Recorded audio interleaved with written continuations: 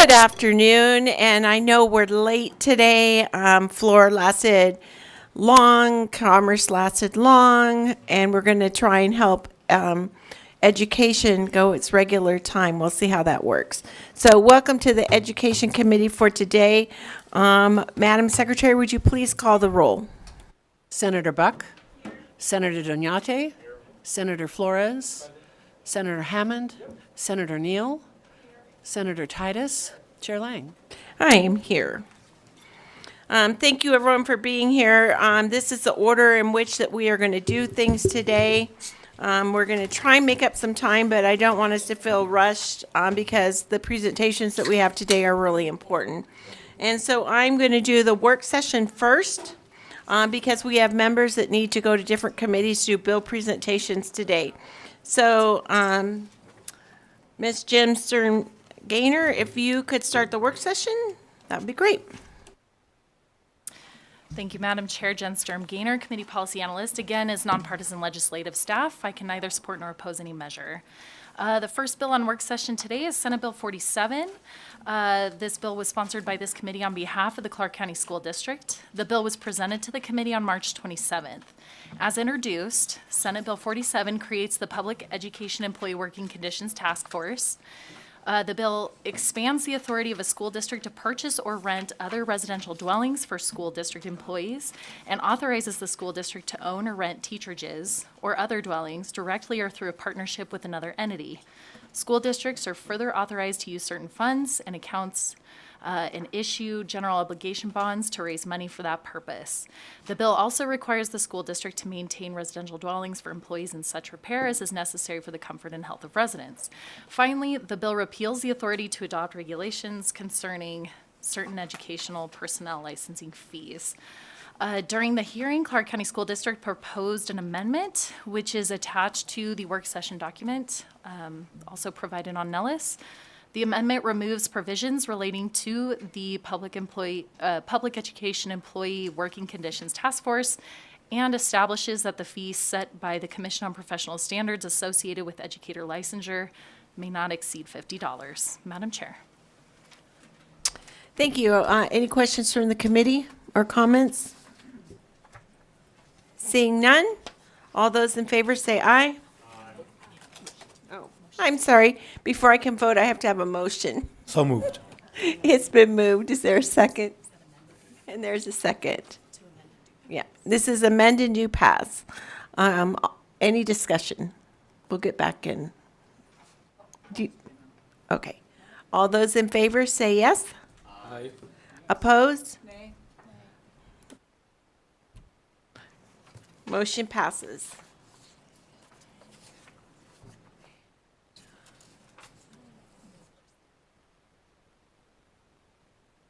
Senator Donate, will you take this floor statement?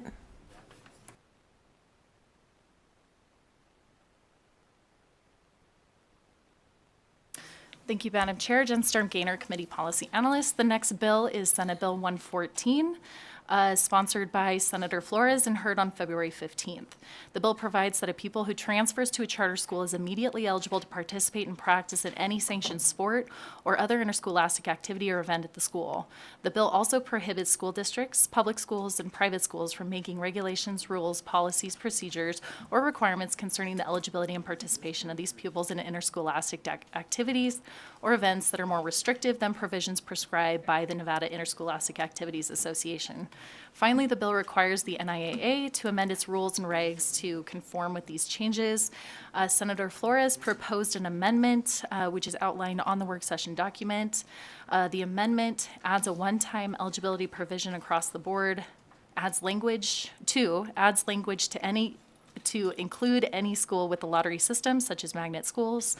3, the amendment prohibits the NIAA from taking or threatening action against any school or person for participating in a legislative or other public process. And 4, the amendment authorizes the appeal of NIAA decisions to the State Board of Education. Madam Chair. Thank you. Do I have a motion? So moved. So moved by Senator Titus and seconded by Senator Hammond. Is there any discussion? Seeing none, all those in favor say aye. Aye. Opposed? Motion carries. Senator Flores, will you carry the floor statement? Yes, please.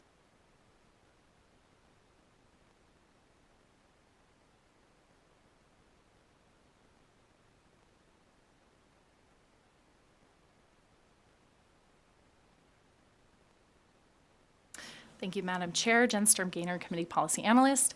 The next bill on work session is Senate Bill 158, which was sponsored by Senator Hammond and was heard on March 6th.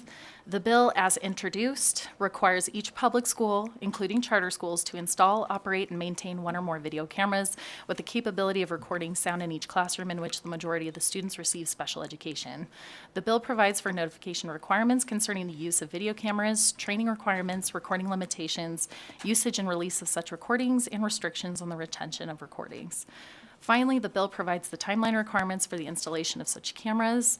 And then, as outlined in the work session document, Senator Hammond proposed an amendment to, 1, require a recording to be retained longer if a lawsuit or other inquiry is initiated. 2, require a school to install the video camera upon the request of a parent. And 3, authorize the acceptance of gifts, grants, and donations to carry out the provisions set forth in the bill. Madam Chair. Thank you. I'll accept a motion to amend and do pass. So moved.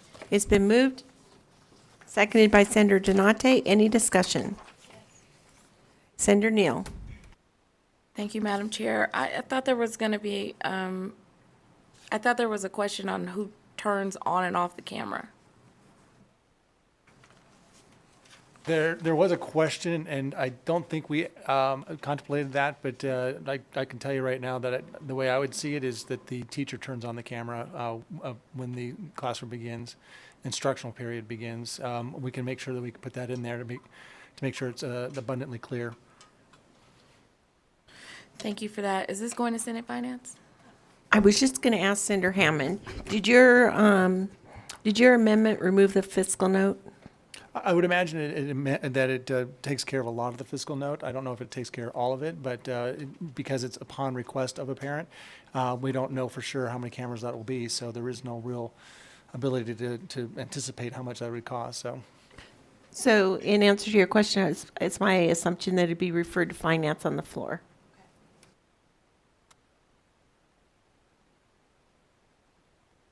Anyone else? Okay. The motion on the floor is to amend and do pass. All those in favor say aye. Aye. Opposed? Motion carries.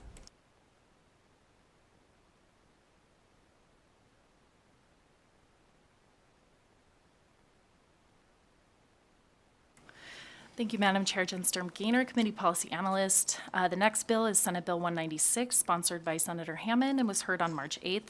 The bill codifies existing regulation that prohibits a coach, manager, or other person associated with a sanctioned sport or spirit squad at a school from making a pupil's participation in an out-of-school activity a condition for qualifying for a team or for accepting the pupil as a member of a team during the season for the sanctioned sport. Additionally, the bill requires that a report be submitted to the NIAA concerning information on certain persons at a school who earn compensation for related out-of-school activities.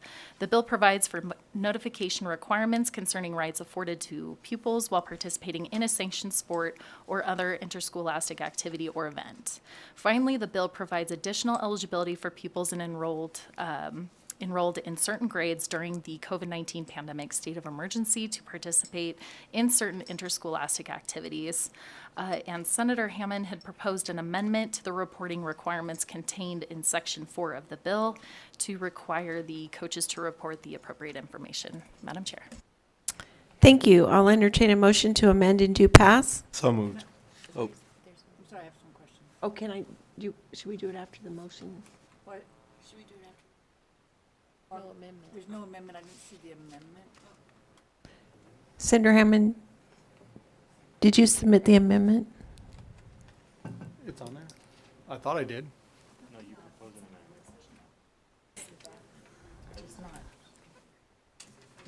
My mistake. If I didn't, it's not on there. I thought we did.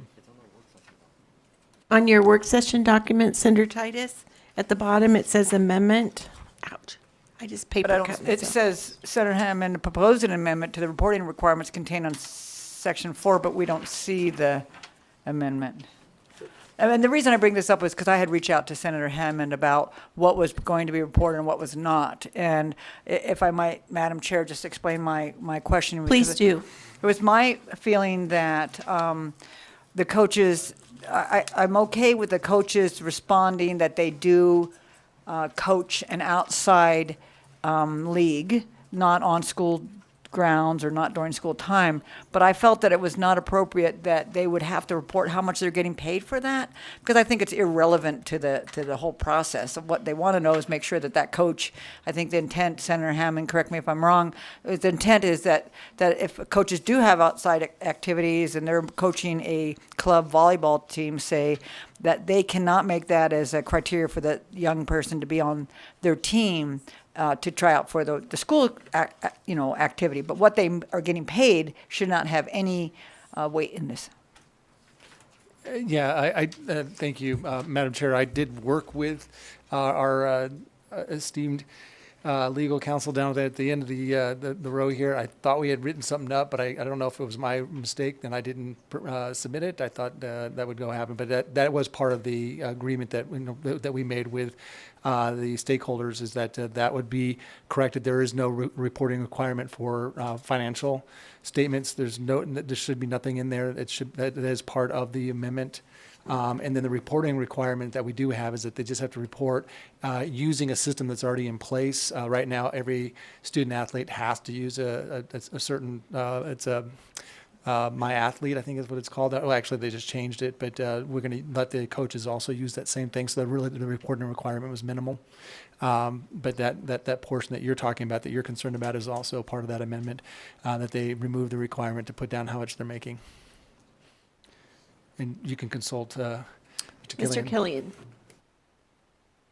Thank you, Madam Chair. Asher Killian, Committee Counsel. So yes, rather than the language of the existing bill as introduced, which would require disclosure of that level of compensation, what the amendment would require the disclosure of instead is merely that the coaches at both the club level and the public school level, rather than what they're compensated to coach at the club level, and then a disclosure of the pupils who both participated in the coaches' club team and who participated in the public school team, as well as any pupils for the public school team who did not participate in the club team and who tried out, were cut, all of that sort of related information.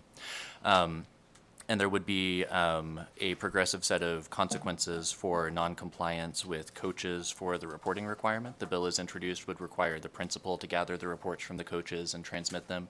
The amendment instead requires the coach to report for themselves and then imposes consequences if the coach declines to follow the law and actually report the information. And then finally, as Senator Hammond mentioned, there are existing electronic systems in place where coaches both report their information and the student athletes report their information. And the idea was to integrate all of this into those existing systems to make the reporting requirements more streamlined. Thank you. Any further questions? Okay, the motion before us is to amend and to pass. All those in favor say aye. I had a second. Did I have a second? Did someone second? Senator Neal. Okay, so the motion on the floor is to amend and do pass. All those in favor say aye. Aye. Opposed? Motion carries. Senator Hammond, will you take that to the floor? I will.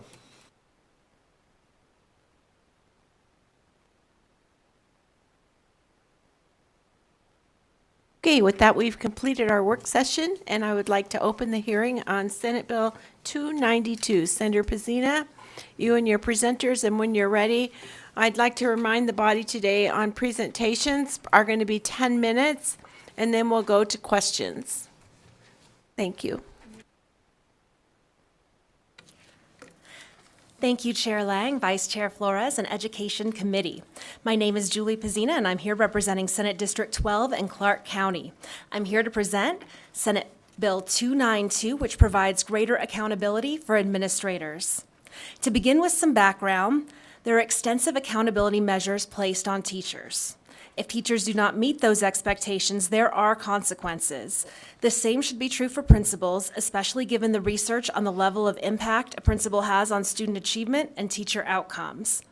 According to a 2021 research report by the Wallace Foundation, when looking at a principal's impact on student achievement, quote, replacing a below-average principal with an above-average one would increase the typical student's learning by nearly 3 months in both math and reading, end quote, each year.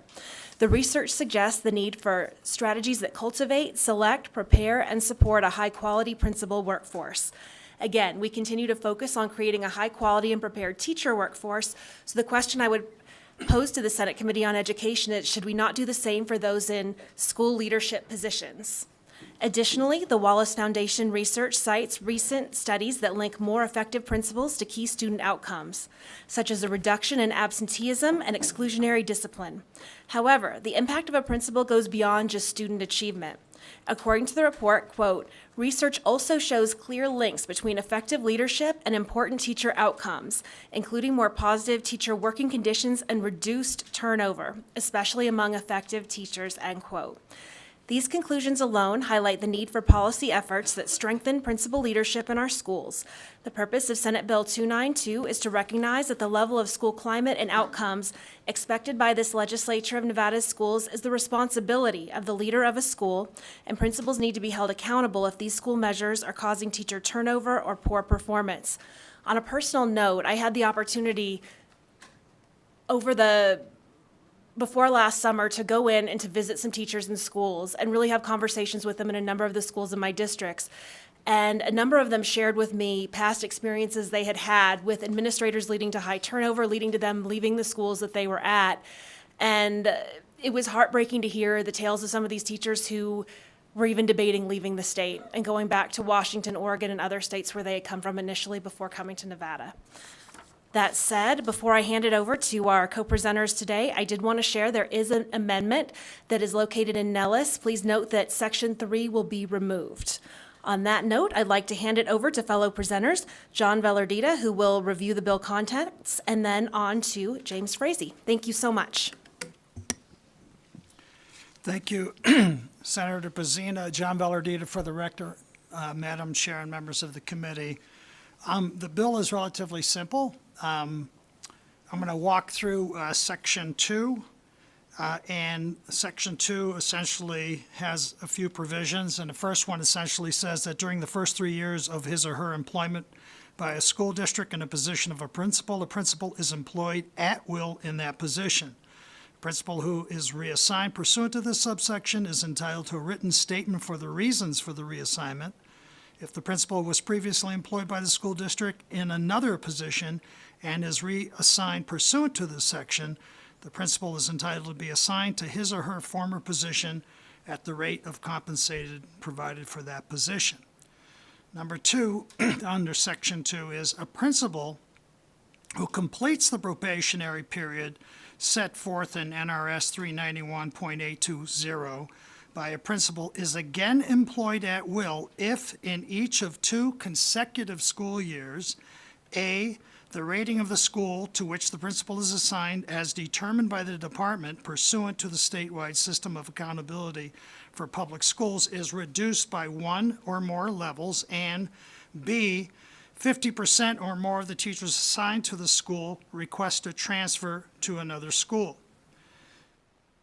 Point 3 in Section 2 says, if the events described in paragraphs A and B of subsection 2 occur with respect to the school for any school year, the school district shall conduct a survey of the teachers assigned to the school to evaluate conditions at the school and the reasons given by teachers who requested a transfer to another school.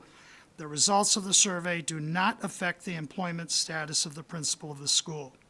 And then finally, 4 under Section 2 says a principal described in subsection 2 is subject to immediate dismissal by the Board of Trustees by the school district on recommendation of the superintendent and is entitled on dismissal to a written statement of the reasons for dismissal. Sections 4 through 10 are just modifications that conform with what's presented in Section 2. That concludes the presentation of that part. I pass it over to James Frazee. Thank you. Thank you, Madam Chairman, distinguished members of the committee. For the record, my name is Jim Frazee. I'm a classroom educator in Clark County, and I also have the honor of being Vice President of the Clark County Education Association. I work at a suburban high school from 6:15 in the morning until 2 in the afternoon. Then I drive to the inner city and I teach from 3 to 6 at night. I have done that schedule now for 11 years. I see all demographics and understand the challenges they face daily. I want to say that I have two amazing principals. Both of my principals inspire me to keep this hectic schedule because I know we're doing good things for our kids. I want you to know the power of an inspiring leader to affect the child's life. Administrators, I believe administrators like educators enter our occupation for the right reasons. I'm an optimist. I believe there is no obstacle in public education that we can't solve together. There are a few exceptions, hence the need for this bill. I have not come here to throw stones. I have no axe to grind. I come to point out a shortcoming and have come with solutions. This, again, is the reason for the bill. As important as it is to understand what this bill does, it's also, if not more important, to understand what this bill is not. It is not an anti-administrator bill in any way, shape, or form. The primary goal of this bill is to halt and hopefully reverse the downward spiral of a school community. This bill is 100% about student achievement. This bill would help identify struggling administrators and give the district the opportunity to get them the help and support that they need to be successful, and in the end, allowing our students to be successful. This bill is about accountability. This is what parents deserve. This is the only way we will attract new business and industries to Nevada and expand the economy. Accountability and fairness. An educator in a building has a 3-year probationary period. Even a post-probationary educator like myself can be placed back on probation if they have 2 consecutive years of unsatisfactory evaluations. And this is for a person who only interacts with a handful of students' children. How could it be possible to have less accountability for the leader of the entire building? The leader should have more accountability, not less. There are multiple layers of protection for principals, as it would require 2 consecutive years of 50% turnover and a loss of a star rating. Then the superintendent would have to recommend for action and the Board of Trustees would have to approve. I can tell you now, I have spoken to literally 100 different administrators in my capacity, and I don't know any of them that are afraid of this bill. I know, even though I can be put back on probationary status, I don't wake up every day and wonder, am I going to mess up today? Okay, I believe educators and administrators strive to improve and get better. So this is, if I could describe this bill in one word that I heard wasn't used very often around the building, this bill is reasonable. And I thank you for your time. Thank you so much. Are you open for questions? Committee, if we have any questions on the committee? Senator Neal. Thank you, Madam Chair. So I just had one question on, well, it's more of a comment. It seems that you have the ability to remove a principal with a criteria that probably should apply to the superintendent, right? So if this is reasonable, then wouldn't it be reasonable for the board at 50% to be able to move the superintendent and fire him? Julie Pazina for the record. My bill is really focused on principal accountability and what I heard from teachers in the schools in regards to their personal experience with their administrators there. I would leave that open to others to answer. Okay, Madam Chair, another quick follow-up. Please. So the only other question, this is an actual question, it was in the presentation that there's help for the principal if they're not performing. Where is the help written in the bill? Jim Frazee for the record. I would just say there's an opportunity for the district to do the right thing to help their staff. Okay, there is nothing in the bill that says the district must. And I would say to your last question, that I would agree with you 100%. Some people are afraid of accountability, and I would ask you if you've met our superintendent. Okay. I hope the superintendent and members of CCSD would do the right thing and support all their employees. Thank you. Madam Chair, if I may, John Bellardino for Please. the record, to Senator Neal. There is a process, and the associate superintendent, who's responsible for a handful of schools, those principals being in charge of those schools, is the one that interacts with that principal and reviews outcomes, whether they're student outcomes, whether they're performance outcomes of staff, et cetera. So the idea behind this bill, if it's flagged, in the first year, for example, if you have a star rating or whatever the rating system is that goes down and you have an exit of staff, that's certainly going to trigger an evaluation or some kind of assessment of the supervisor of the principal, which is the associate superintendent. Thank you. Senator Buck. Thank you so much, Chair Lang. I just wondered if, what does request mean? So request for a transfer, what does that mean? Madam Chair, John Bellardino for the record, to Senator Buck. Educators have an opportunity during the school year to make a request for a transfer. They enter a transfer pool, and they are either selected or they're not. And is there a honeymoon period? Because I know that in my experience, it took me about 3 years. I probably had about 20-30% of the staff moving first year, and then less as it goes. And then there were people fighting to get in by the end.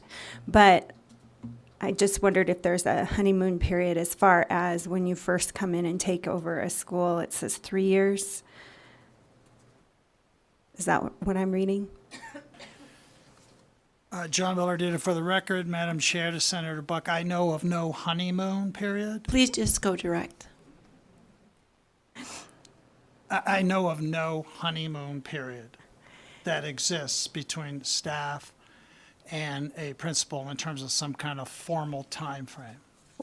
Well, I'm just wondering if I would be penalized going into a school. It takes sometimes to move change. If you've read anything about moving change and moving the needle, you are a disruptor and you go in and you want to make things better from a low performing school. A lot of times staff that can't meet that metric leave. And I mean, it just happens. They are not a fit. So how much time do you have to Senator Buck, John Bellardino. settle that? Senator Buck, John Bellardino for the record. The threshold of 50% of staff is a fairly high standard. It does not happen. We get anywhere from 13 to 17 schools out of 370 schools a year with complaints, right, about climate issues that by and large center around the leadership issue. Most of those do not hit that 50% threshold. But the ones that have hit the 50% threshold, you've read about them in the paper. I mean, they become very toxic, and it's not just a question of staff leaving, it's a question of parents pulling their kids out of a school. Thank you. I like this bill better than the last one you brought. Seeing no further questions, I'd ask you to step back and we'll open for public comment. In public comment, I do want to recognize, because we have a lot of people in the South from CCA, and I said that I would allow them to stand. So if you're here in support, because they're just going to ditto, if you're here in support for CCA in the South, if you'd please stand.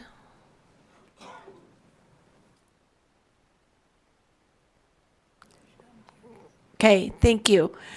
You may be seated now. So we're going to do 2 minutes for public comment per person, and there's a little box on your desk, and so if you can kind of watch that, and we'll let you know. I'd hate to interrupt you and ask you to submit the rest of your comments in writing, but please try to stick to the 2 minutes. Thank you. And please go ahead. Madam Chair, members of the committee, my name is Marie Nisus, and I'm the president of the Clark County Education Association. CCEA is in strong support of Senate Bill 292, and we thank Senator Pezzina for her partnership and leadership on this important legislation. As we have said many times in these hearings, this session is about bringing accountability to every level of our public education delivery system, and this bill is a crucial aspect of bringing that agenda to fruition. SB 292 ends a double standard that currently exists between educators and their administrators by reinstating a 3-year probationary period for administrators, just like educators have. Administrators set the tone for their campus. During my teaching career, I worked with 3 different administrators. 2 of them created an environment where teachers, educators, and support professionals felt as they were part of a team. We had collaborative meetings that focused on improving student outcomes. The other administrator took over once the private administrator retired. Unfortunately, the culture and the climate of the school changed and morale plummeted. The school went through multiple years of a revolving door of educators, where there was little to no consistency in instruction. Ultimately, it is our students who suffer, and more often than not, have multiple substitutes. Thank you for your time, and we urge your support of Senate Bill 292. Thank you. Next person. Hi, Madam Chair, members of the committee. My name is Kalen Evans. I'm the president of the Washoe Education Association, and we represent all of the certified professionals in the Washoe County School District.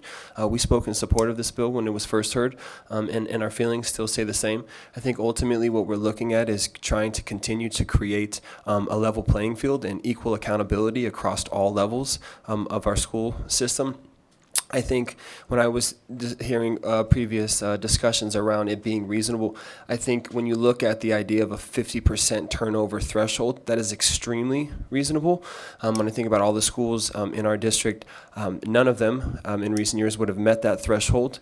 So I think understanding where this bill is coming from, as you know, not looking at this as being anti-administrator, I would like to very much echo those same sentiments. We have amazing administrators in our school district, absolutely, and we have a very close working relationship with the admin union in our district, who we highly respect and appreciate their collaboration.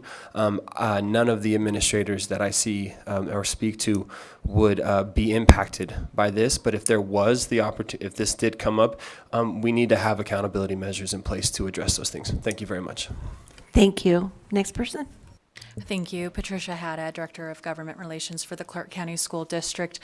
Just want to state that, you know, in general and very broadly speaking, we're committed to ongoing conversations about reasonable accountability at all levels, from the classroom to the school building all the way up through the central office to the very top. And we are appreciative and interested in continuing conversations with, or having some conversations with the bill sponsor about some potential tweaks and adjustments. I think one thing in particular that I wanted to elevate was around the star ratings, in particular, recognizing that star ratings have been carried over for a number of years at this point without any variation based on some impacts to COVID. And I don't think there's a ton of clarity on where that will come about. So appreciate your time. Thank you.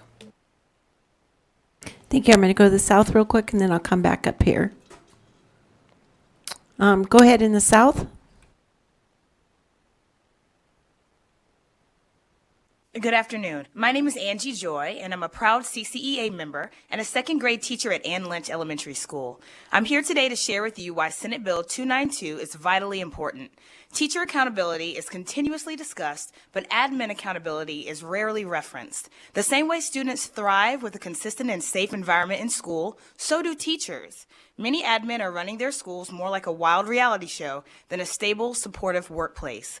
A survey from CCEA revealed that over 1,000 teachers stated that they have a bad administrator in place. Teachers cannot work in an unstable environment where spitefulness, negativity, and unprofessionalism reign supreme. I believe Senate Bill 292 will ensure that administrators focus on setting the climate to build strong, supported educators and realize there will be consequences for not providing a consistent professional environment. I personally know 3 strong teachers that have taught in this district for many years that walked away mid-year due to being at a school with a bad administrator. After being disrespected in the workplace, talked down to, and made to feel like they were not a part of the team, they all decided to quit. 2 at one school and a 3rd from another. These teachers experience bad admin at their Title I schools, which have students with the greatest need. These teachers did not leave because of the student population or the parents, but directly because of the admin. Poor leadership is the reason teachers are forced to leave students in communities they've grown to love serving. There are many issues that make the job of a teacher difficult, and everyone knows that. We need strong admin that want to build strong, cohesive teams and not create chaotic work environments. We need admin that want to work with us and grow our potential so that we can do the same for our students. Admin that will speak up for us and our students when issues arise instead of brushing aside our concerns about the curriculum, testing, student attendance, or safety. This bill will ensure that admin know that this is a team effort, and if they cannot lead a successful team, Ma'am, they are accountable for that. Ma'am, could you just do one final sentence, because you're at your 2 minutes? Yes. Please give all teachers the support and security of a stable, cohesive working environment so we can focus our efforts on the teaching we would much rather dedicate our time to. Thank you. Thank you. Next person, please. Good afternoon, Chairperson and members of the Education Committee. My name is Brandy Cutie. I'm a school counselor with the Clark County School District. I've been with them for 19 years, and I'm a proud member of CCEA. I'm testifying in support of Senate Bill 292. I have experienced unfair administrators that have held staff and teachers to different and sometimes double standards regardless of the policies and procedures that are set in place by CCSD. This causes a lack of trust and fosters resentment amongst each other and causes and creates a hostile working environment. The same administrators that are consistently causing a hostile work environment are absent from our school, deeming them ineffective leaders. Begging the question, if they are not in our school, how could they possibly know the climate? Administrators play a big role in school climate, and when they are not held accountable for the declines, it causes setbacks for their staff, teachers, and most importantly, student learning. There is currently no incentive for administrators to adjust their management styles, and so they have no reason to reflect on their practices the way that teachers do. Teachers are required to do a yearly evaluation, the NEPF. One component of the evaluation is based on student perceptions. I believe that school administration should require a similar evaluation from staff and teacher perceptions to gauge their reliability and effectiveness to be proactive in creating a positive and productive school climate. Therefore, I ask you to vote in favor of Senate Bill 292. Thank you. Thank you so much. Next person.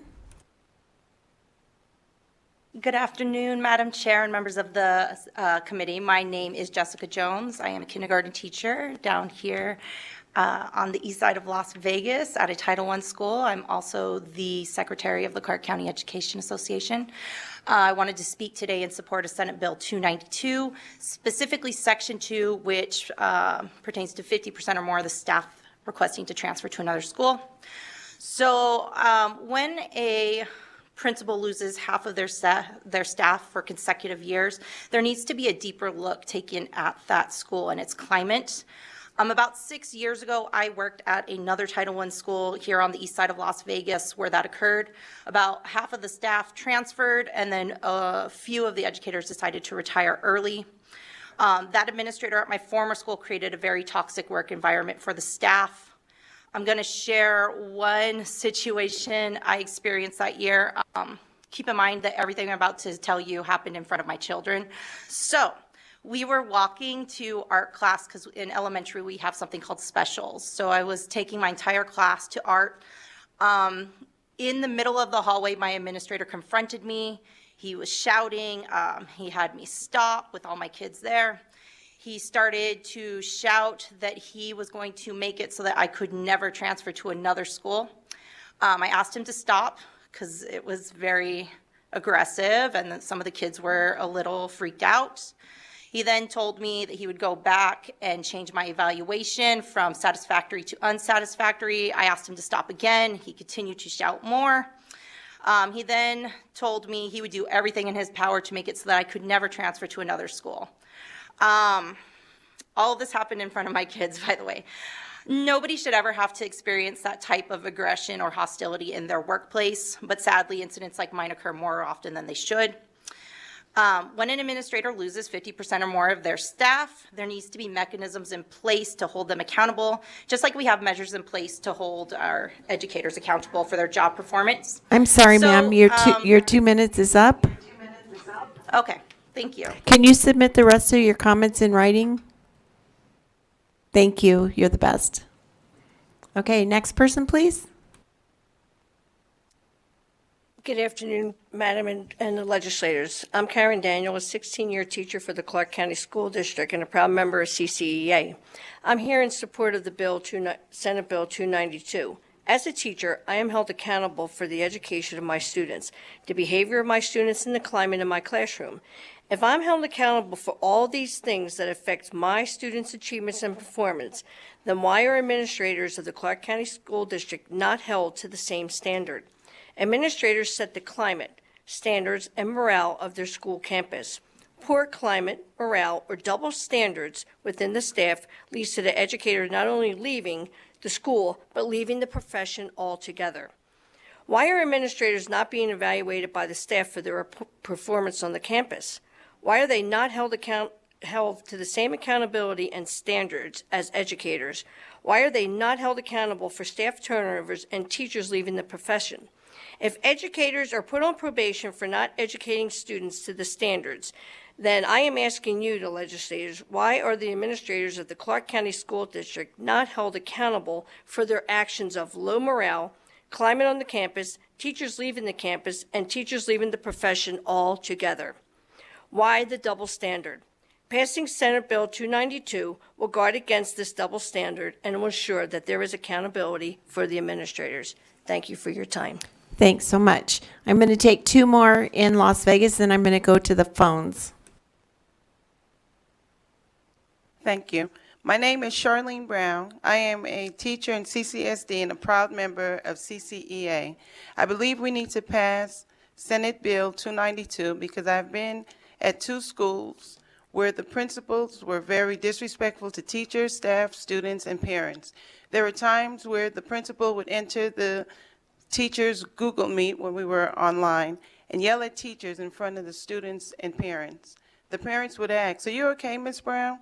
I replied, "Yes, she's just having a bad day." It was typical behavior of this principal because she had many grievances against her from the staff. It was a inhumane and hostile environment at the school site. Teachers were scared to speak to each other in fear of the principal attacking them. It is unfortunate that a student could begin their education, wait a minute, let me start. It is unfortunate that a student could begin their education in kindergarten and culminate in the 5th grade without having any previous teachers present at the school site. It's a sad and disheartening situation. Every year, teachers are exiting those schools in double digits due to principals' behavior and lack of their leadership. Passing Senate Bill 292 will establish a much-needed layer of accountability for admin that engage in these types of behaviors. Our children deserve the best education, not a revolving door of educators, especially given the ongoing staffing crisis in Nevada. Thank you so much. Thank you. I'm sorry. Hello, my name is Karen Burby. I'm a teacher in CCSD and a proud member of CCEA. I believe we need to pass Senate Bill 292 because I've been in a school with high teacher turnover. The principal lost the majority of her teachers for at least 2 years in a row due to her poor treatment. The principal at another school I worked at as an intervention strategist had favorites and promoted cliques. Anyone the principal did not like was systematically written up and chased out of the school. The end result of this behavior was dozens of longtime teachers of the school leaving. We need to pass Senate Bill 292 to install much-needed accountability for admin that promote poor school climates. Our children and educators deserve a stable learning and working environment. Thank you. Thank you. And BPS, we're going to go to the phones now. Are there any people on the phones wishing to speak in favor of Senate Bill 292? Thank you, Chair. To testify in support of SB 292, press star 9 to take your place in the queue.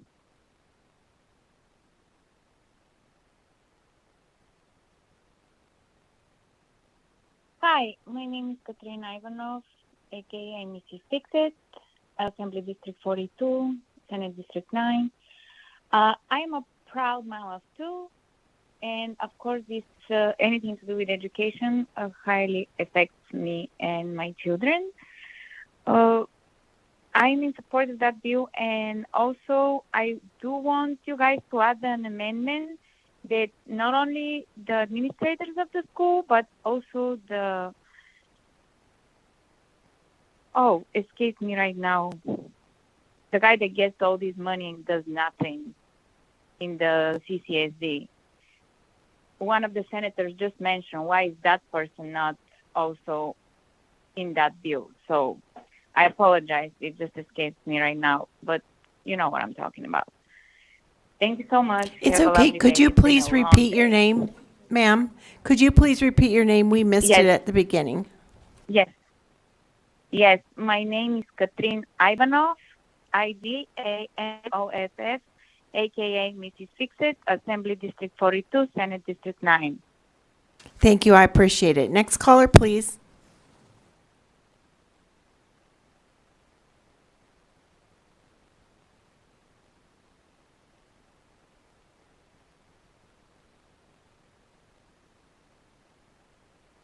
Good afternoon, members of the committee. My name is Elizabeth Adler, and I'm a veteran Spanish and ELL teacher at Sunrise Mountain High School and a proud member of the Clark County Education Association. I'm here today to speak in support of Senate Bill 292. In my experience as an educator, a school can only be as effective as its leader. Administrators set the tone for the school community and promote a healthy culture and climate. Educators and staff who work under the guidance of that leader, in turn, want to be effective in their roles and pass that positivity and productivity down to their students. Teachers have a 3-year probationary period, and even then continue to work on improving their teaching through professional development, professional learning communities, learning new strategies, implementing new curriculum, and are evaluated on their students' performance despite having no control of their students' activities outside of class. Administrators, if truly leading by example, should have the same or more likely a higher standard than their human capital, and should have a 3-year probationary period as well. If administrators are to be leaders and examples in their buildings, we should expect the same level of accountability. If a school is not demonstrating growth or proficiency, there should be immediate mentoring opportunities and support for that administrator. In all of our schools, an administrator who has created a positive environment for its educators and learners should be provided the opportunity to become more effective. So many administrators move through the ranks so quickly as teachers with a goal to become administrators, not to be a leader of educators and schools, but to earn a higher salary and have less accountability. I have seen administrators get promoted not because they were the most qualified or the best for the position, but because they have earned it. They have put their time in or they have made the right connections. I have always earned satisfactory evaluations, but have been harassed by a number of principals to the extent that I was asked to find another school by one and terrorized by another to the extent that I almost left the district with no plan in place.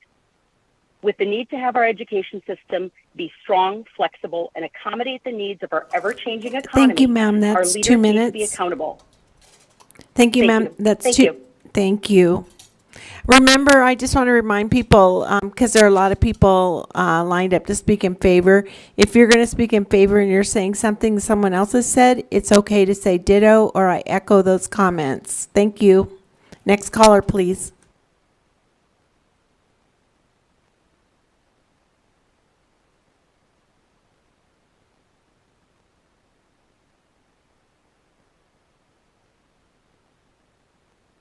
Caller, last 3 digits 854. Press star 6 to unmute yourself, please.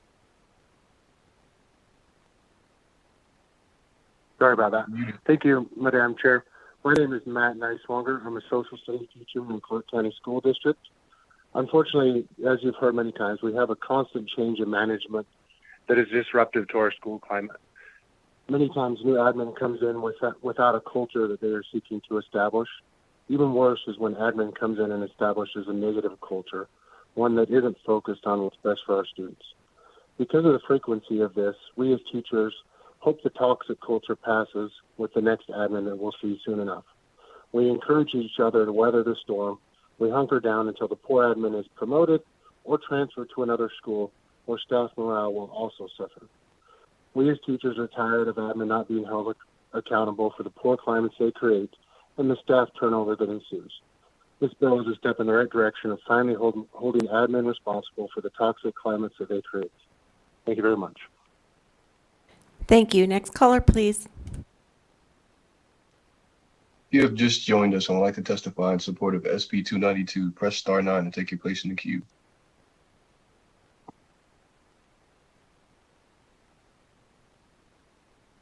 Chair, there are no more callers willing to testify in support at this time.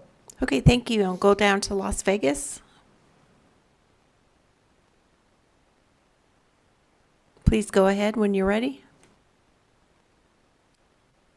Good afternoon. My name is Dan Price. I'm a CTE teacher at Sunrise Mountain High School. I urge you to pass SB 292 and put equity and accountability back in our schools. Thank you for your time.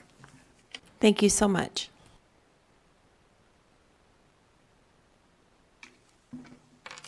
Good afternoon, Madam Chair, members of the committee. Yesenia Gonzalez for the record. I support Senate Bill 292. I actually wasn't even going to speak in regards to this, but I want to echo a lot of the accountability that should be held with these administrators that act like tyrants in the school instead of actually being a voice to these administrators that are also on our side as parents and for teachers who are actually love our kids and are doing their job. Unfortunately, I will tell you, I have had very poor experiences. This administrator was actually a person who I dealt with personally at Findlay Middle School. Christina Stacy is a tyrant at Elizondo Elementary School. She made my life, a living hell as a parent and advocate for my child, denying me meaningful participation. Ma'am, I'm sorry to interrupt you. I just want to remind you that we're not going to use names here. And so anybody else that's going to testify, if you'll please refrain from using names. Thank you. Thank you. She, instead of supporting some of these SPED teachers, I have a special needs student, she would actually intimidate, harass these teachers instead of allowing them to do their job and actually support my child. As another person mentioned, she would hop into meetings unannounced. She made the environment extremely hostile. And so as much as there are good administrators out there that want to help these teachers and these parents, you also have those administrators that act like tyrants instead of being an advocate for both students and teachers. Especially when there are incidents that occur on school grounds. Mismanagement is also a big problem. So I hope that you hold these individuals accountable, because at the end of the day, we are supposed to trust our kids at the hands of these individuals. Thank you. Thank you so much. Next person, please. Good afternoon. I'm Justin Redd. I'm a Clark County educator at Foothill High School, here to speak in favor of the bill and administrative accountability. The Decker rule just isn't enough. And teachers who are seeking accountability through the Decker rule, while they're waiting for that process to go through, are being targeted and run out of their schools, or worse, surplused by administrators who are seeking retribution. And so I echo all of the previous comments. Thank you. Thank you so much. Next person, please. Hi, my name is Tiffany Padilla. I'm a veteran educator of 20 years with CCSD and a parent of a child in CCSD and a proud member of CCEA, and I am in support of SB 292. Thank you so much. Thanks so much. Next person, please. Hello. My name is Gabriel Ayas. I'm a proud CCEA member and a middle school teacher at Swainson Middle School. I ditto to everything that my colleagues in the South have said, but I want to add a little bit of context. We've heard a lot about toxicity, and we've heard a lot about targeting. Part of the reason why both of these issues regarding school climate happen is because many of us don't want to be complicit in supporting a deceivingly rosy narrative about the state of education here in our state. Principals and other administrators are they are complicit in trying to bloat graduation rates, and they're doing so by strong-arming teachers and coercing teachers into giving students grades that are not reflecting or accurately reflecting student performance. For example, at my previous workplace at Cheyenne, we were somehow magically graduating over 80% of our high school seniors when less than half of that percentage was at grade level in math and English language skills. So this is a real thing that's happening. I had been previously a teacher that dealt exclusively with high school seniors. I taught 12th grade government classes. So we are sort of gatekeepers to graduation, so to speak. And when myself and other teachers did not want to give habitually truant and ineffective, academically ineffective students passing grades, we were targeted with discipline, or at least attempts at discipline. Sir, I'm sorry your time Yes. is up. Okay, thank you very much. Thank you. Okay, seeing no one in the tables to speak in favor, I will move to opposition. Is there anyone in the room in Las Vegas or in Carson City wishing to speak in opposition? Please go ahead when you're ready. Good afternoon, Chair Ling and members of the Senate Education Committee. My name is Jeff Horn, and I am the Executive Director with the Clark County Association of School Administrators and Professional Technical Employees. I represent over 1,450 CCSD administrators, of which nearly 98% are members. CASAPI is opposed to Senate Bill 292. Senate Bill 292 will disincentivize strong leaders who normally would consider applying at underachieving schools in some of Clark County School District's most challenging areas. If Senate Bill 292 becomes law, what possible incentive would an experienced post-probationary principal have to transfer to a school in need of strong leadership while potentially placing their career in jeopardy? Enforcing meaningful change is uncomfortable. Challenging the status quo creates productive disruption. This bill, as written, will ensure that low-achieving schools will continue to struggle while high-achieving schools will continue to succeed. The divide between the haves and the have-nots will grow even larger. The reality is principals hired from outside CCSD are already required to serve a 3-year probationary period. An administrator hired from within CCSD must serve between 3 to 4 years of probation prior to becoming a post-probationary principal. It is not an easy process to become a principal in the Clark County School District.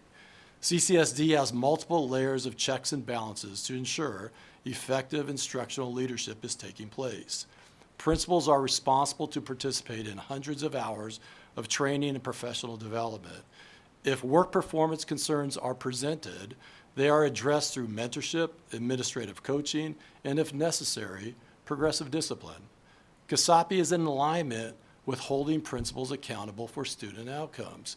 Our ask is that we empower principals with authority and autonomy needed to run successful schools. I thank you for your time. Thank you so much. Would you stand for a question, please? Senator Flores. Thank you for your remarks. Can you let's take the scenarios that some of the teachers brought up now: toxic climate,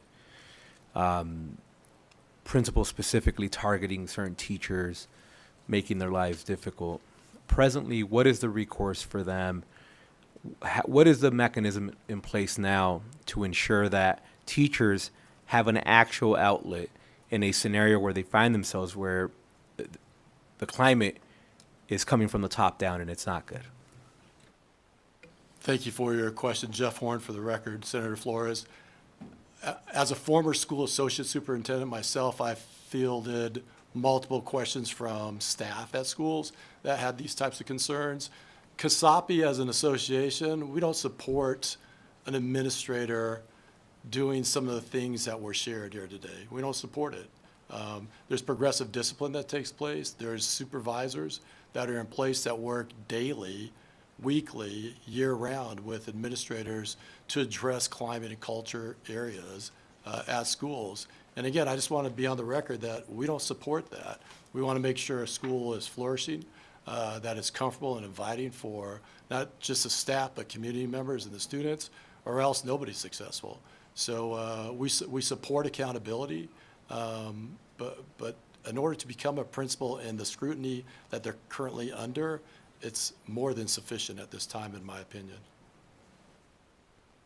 And thank you. And just my only follow-up to that is, I understand that it may be very difficult to become a principal, and I respect that that is a very tedious process. In fact, years past, I've been involved in trying to create a real pathway, because I feel that we've always haven't had a clear pipeline on how to go from teacher to admin to principal.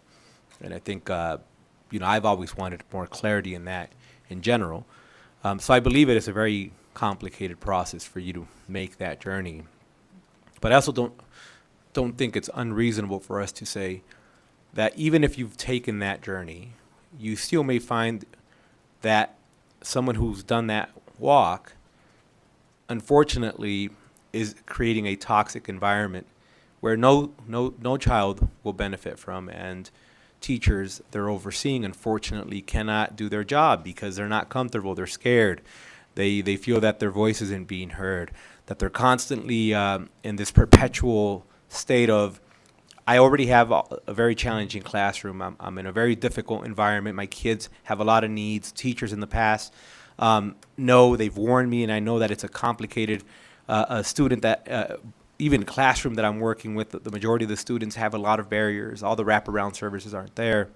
And then on top of that, you have a principal who's, hounding them. So I'm just trying to figure out if there isn't a mechanism that is clear now in place for those teachers, then why not engage in this conversation through a lens of how do we, if our teachers are complaining, I can't imagine they're making all those stories up. From all districts, all our constituencies, why not engage in this conversation in a way of saying, well, if there's a concern, and maybe, it's fine, maybe this exact language is not what you believe is the ideal language, but is there a possibility of saying, let's revisit what we have now, because our teachers are saying, not all, but the ones that are, we have to listen to, and what could we do that's not this bill? Is there something where we could have a conversation about how we could help some of these teachers in a toxic environment? Jeff Horn, for the record, Senator Flores, absolutely. I wasn't able to meet with Senator Pazina and discuss this or CCEA to talk about solutions or the district. We're all open to solutions. I think right now, progressive discipline is the process that is in place right now to address these types of concerns. The school associate superintendent, the regional superintendent, they're all there to make sure that these types of things that we heard today are addressed. And if they're not being addressed, the school associate superintendent or the regional superintendent should be held accountable for not addressing those issues with the principal. Those should take place. Those conversations took place when I was a school associate superintendent with the principals that I supervised, and they were addressed. And if they're not addressed and things aren't changed, that's what progressive discipline is for. And in the interest of time, we can continue the conversation offline. Thank you. Thank you. Thank you. And let's go to Las Vegas. Madam Chair, members of the committee, before I give my public comments, I certainly want to sympathize with my colleagues down here and up north. Certainly no one wants to see that happen at any school site whatsoever. Good afternoon. My name's Lou Marcouzis. I'm currently the proud principal at Canyon Springs High School in North Las Vegas. I've also served as executive board member of the Clark County Association of School Administrators and Professional Technical Employees. I also serve as the president of the Nevada Association of School Administrators and serve as the chairman of the Silver State Education Foundation. I, like you, have been elected to advocate for my constituents on various educational matters. I'm here today to speak on my opposition of AB 292. Which I believe this particular bill, this piece of proposed legislation, is a replication of some of the efforts that Mr. Horn stated that we already do in Clark County. The Administrative Nevada Education Performance Framework, the NEPF for admin, is a tool in place, like my teachers, to hold principal supervisors that could help provide support, corrective action, and address concerns through observations. Also, when principals are hired, just like Mr. Horn stated, they are on probation. And if there's clearly a concern for those principals, there is an outlet for principals to be non-renewed. Also, I think we need to keep in mind that this bill ultimately could affect student learning through the potential lack of instability in schools. We need education professionals to rise up and take the role on being a principal. We need strong, experienced leaders to take a bold step to lead a school community. As a side note, I have a great pleasure of being a part of the design team, teaching for the Aspiring School Principals Pool pipeline process in Clark County. This pool is a rigorous selection process where assistant principals get in. Once in, there's 12 modules in which they teach instructional leadership, how to build trust with our educators and our community and our support professionals. Once they graduate this program, they still have a rigorous interview process to become a principal. Upon being appointed as principal, they're assigned a mentor with a highly qualified principal. These principals do weekly check-ins with their mentees to discuss and support new principals with strategic budget, managing human capital, school safety, instructional leadership. I, too, serve as a mentor in our system. In summary, I want to clearly articulate this proposed bill would be a replication of many mechanisms we have in place in our system to build make sure we have course corrections in the principal position. Also, I just want to make sure that I thank each and every one of you for your support in education in this great state. It is truly appreciated in your advocacy, as well as my fellow colleagues down here in the South and North. Thank you. Thanks so much. BPS, is there anyone on the phones wishing to speak in opposition? To testify in opposition of SB 292, press star 9 to take your place in the queue.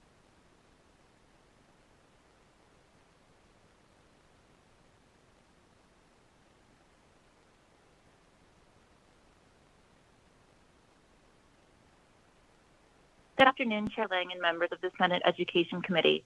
My name is Jennifer Atlas. I'm with the Griffin Company, speaking today on behalf of the Nevada Association of School Administrators. NASA opposes SB 292. This bill maintains the premise that all schools and principals are the same. There is not any recognition for the challenge districts face in hiring principals for schools identified as at risk, including some of the academic challenges in various schools. In Section 2A, it states the rating of the school to which the principal is assigned as determined by the department pursuant to the statewide system of accountability for public schools is reduced by one or more levels. One level may be challenging for some schools, especially some identified as at risk. One level reduction can sometimes be an anomaly. It is challenging to hire principals to lead at-risk schools. With the implementation of SB 292, it can reduce the number of principals wanting to lead such schools. In addition to the challenge of leading at-risk schools, teacher turnover also occurs. Teachers in these schools often live in communities further away and want to be closer to home. Therefore, we oppose this bill, and thank you for your time. Thank you. Next caller, please.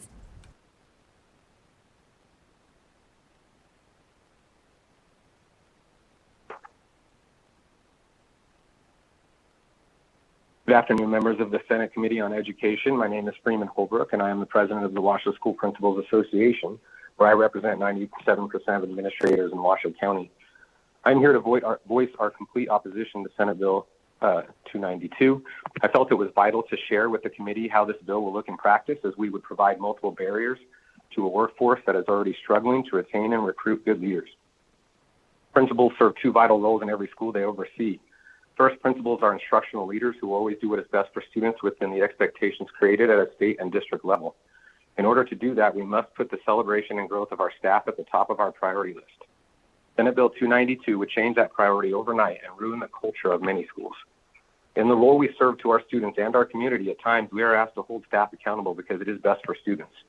This bill will cause a natural collision course on those two thoughts and principals with less experience will not have the ability to hold a staff member accountable when a student needs them to because they are at will and constantly checking over their shoulder. As leaders, we make tough decisions all day long, and when we are held accountable to language such as the school district shall conduct a survey of the teachers assigned to evaluate the conditions, and the principal described in subsection 2 is subject to immediate dismissal by the Board of Trustees, then that is always in the back of our mind. We'll change how decisions are made for the students who rely on us the most. Furthermore, with language such as the results of the survey do not affect the employment status of the principal of the school, the means do not equal the outcome. If the survey has no effect on the status, then why are you doing it? Plans for proactively supporting struggling principals and administrators are already in place and growing in size and efficiency each year. The leadership pathways for administrators are becoming a true focal point for districts in Nevada, and SB 292 would destroy all the work that has been done in this area. Secondly, we are building managers who are ultimately the very end line with relation to day-to-day decisions concerning the safety of every person in the building and the overall organizational efficiency. SB 292 would negatively and immediately affect some of our students and staff who need our strongest leaders. Our most struggling schools and their students are battling outside entities. I'm sorry, but your time is up. Thank you. Next caller, please. Chair, there are no more callers willing to testify in opposition at this time. Thank you. So, okay. Is there anyone in Carson City or Las Vegas wishing to speak in neutral? BPS, is there anyone on the phone lines? Chair, the public line is open and working, but there are no callers at this time. Thank you. With that, I'd invite you to come back to Senator Pazina, and I do have a couple questions. One of the things, I know your bill doesn't really deal with this because it's targeted at the principals but in some respects, I really feel like if a principal's not doing their job, the area superintendent that looks over them should have a handle on what's going on and should be able to work with them to make things better, or if not, make changes. And so it's just a further accountability that maybe, although your bill doesn't do it with it right now, maybe next session that's something you can work on. Okay, Senator Buck. Thank you so much, Chair Lang. I was just wondering how many schools potentially had over half of their staff transfer? Julie Pazina for the record. I believe that John to Senator Buck, I believe that John Velardita shared it was approximately 18 to 20. Was that correct? I'd invite him up to answer the question because he has that statistic with him.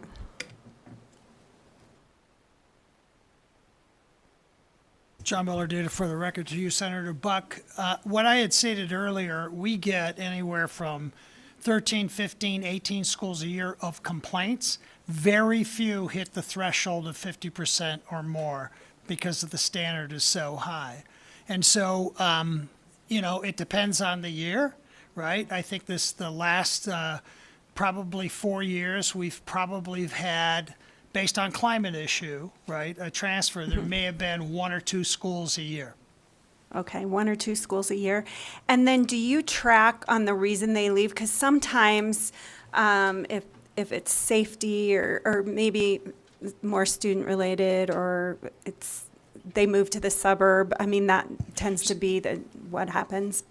Senator Buck, John Velardita, for the record, we do actually, CCA does it, and what we try to separate is the productive disruption climate, if you will, in terms of trying to be a sea change agent, a principal comes in, from legitimate concerns around an environment that's gone toxic. And what we find is when we separate the latter from the former, the number is reduced, but we do still have that handful of schools that exceed that threshold.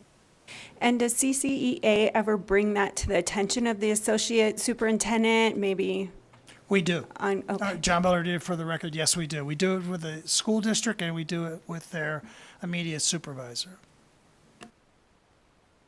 Senator Pazina. Thank you so much for the additional question, Julie Pazina for the record. I would just repeat again that a principal who completes the probationary period is again employed at will if if in each of 2 consecutive school years, the rating is reduced by 1 or more levels and 50% or more of teachers assigned to the school request to transfer to another school. So again, the word reasonable was used a lot with this legislation, especially relating to some of the challenges educators shared they face. And I would just urge everyone to, on the Senate Committee of Education, to look toward equity when it comes toward principals and teachers. Thank you so much. Thank you so much. And with that, we'll close the hearing on Senate Bill 290. Push the wrong button. On Senate Bill 292 and open the hearing on Senate Bill 329.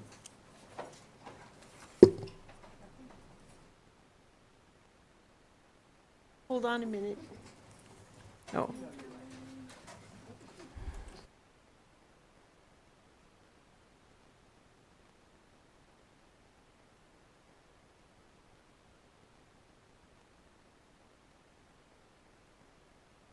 Madam Chair, I want to call Ms. Is it Perswinski? Brzezinski. Brzezinski, because I'm not going to, yeah. I can't pronounce it either. Okay. Good afternoon, Senate Committee. I am Senator Dina Neal, representing Senate District 4, here to present SB 329. Basically, SB 329 came out of the Interim Education Committee in order to conduct a study related to the budgeting process and determine whether or not there are any changes needed to improve accuracy and efficiency. As you know, I was not on that committee, so I have a co-chair who will explain what they were trying to do in the interim. Okay. Good afternoon, Madam Chair and members of the committee. For the record, my name is Mary Brzezinski, here representing Nevada Association of School Superintendents, and I want to thank you, Senator Neal, for sitting with me today. This is a really simple bill. The Joint Interim Standing Committee this past year invited superintendents to come forward and to present present on several topics. And at one of the hearings, it was brought out that there are some problems with our sequencing of budgeting and providing different reports back to LCB and the NDE. And so this is a very simple bill to just ask the Joint Interim Standing Committee that will be in session after the session that we're currently in, during the interim period, to ask them to appoint a committee to study our budgeting process along with some of the reporting we're doing. And I have Superintendent H.A. Fueling is here as well, if it would be all right for him to come forward and just talk a little bit about some of the budgeting issues that we're concerned about, and it will be very brief, but it is, one of the concerns is some preliminary budgeting that we do, and we think it probably doesn't need to happen, and we want this committee to look at some of the reports and how this budgeting process could be improved. Thank you. Superintendent, please go ahead. Thank you, Chair. Andrew Fueling, for the record, Superintendent, Carson City School District. I don't know how long it has been since this process has been looked at. But between the spring budgeting process and December budget and many of the reports that are due, submitting these to Department of Taxation, Department of Education, I think there's quite an opportunity to maybe streamline some of these processes and make it easier on all sides, yet at the same time maybe improving the accuracy and the transparency of what we are doing. So I think that's it. Thank you. So we're just asking for the interim committee to appoint folks to look at that, and I think we've outlined who we think would be helpful in that process. So that's all there is to the bill, Madam Chair. Thank you. Thank you. And before we go to questions in Las Vegas, I see there are a couple people in the room. We're going to lose video feed, and they're going to transfer you to room 4406. 4406. and you'll be hooked in just a moment. And we'll go ahead and go to questions. But Mr. Killian, I just wanted to know if you could respond to this task force study group. Would this be one of those groups that would count as one of the studies, or would it be one of those opportunities where the chair, when they created their plan, could include this in their plan for the interim? Thank you, Madam Chair. Asher Killian, Committee Counsel. Yes, so this wouldn't count against any limit on what the Interim Committee on Education can do. It would be something that the chair of the Interim Committee on Education could include in their work plan for approval by the Legislative Commission during the interim. Thank you. Did I take your question? Senator Titus. Thank you, Madam Chair. Thank you for bringing it forward. Nothing is ever simple. You know my opinion about commissions. And so that was going to be my question, actually, because I was against the bill that had this, what the interim commission was going to study. And here comes the perfect example of, okay, here's something else that we might want to study. And that's my concern about putting something in a mandate for a commission. So my question is I do have a question, other than a comment about disliking commissions. You mentioned early, when was the last time this whole budget process was really reviewed? If ever? Yeah, if ever. I have no idea. But not in the last decade since I've been involved with it, as far as I know. And any of the reporting I can see going back, I think another decade, everything looks exactly the same. The submission process is the same. The forms are the same. I'll just give it as an example. So I'm originally from Wisconsin, and I submitted budgets in Wisconsin and did all the reporting in Wisconsin, and there was a very streamlined online process for all of this. It was a very quick, I would say quick, it took time to set up, but it wasn't like it is here, and I think there's just room for efficiency within that. A follow-up on that, Madam Chair? So why are we creating commission and not going to the superintendent, our state superintendent, and asking her, or whoever it might be in that seat, but it's a her now, to look at this process? Did you meet with her? Did you say, hey, when was the last time we did this? Senator Titus, if I may go direct, thank you.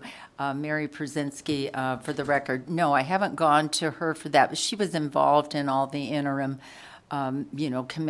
interim study or interim committee.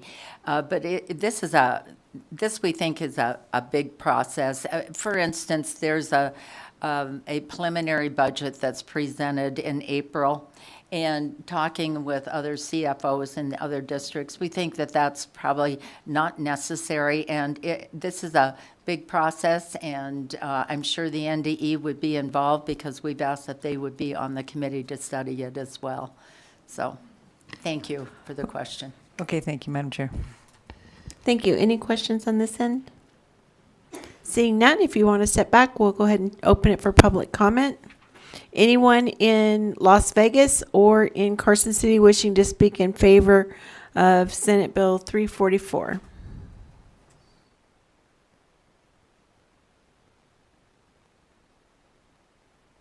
I'm sorry, 329.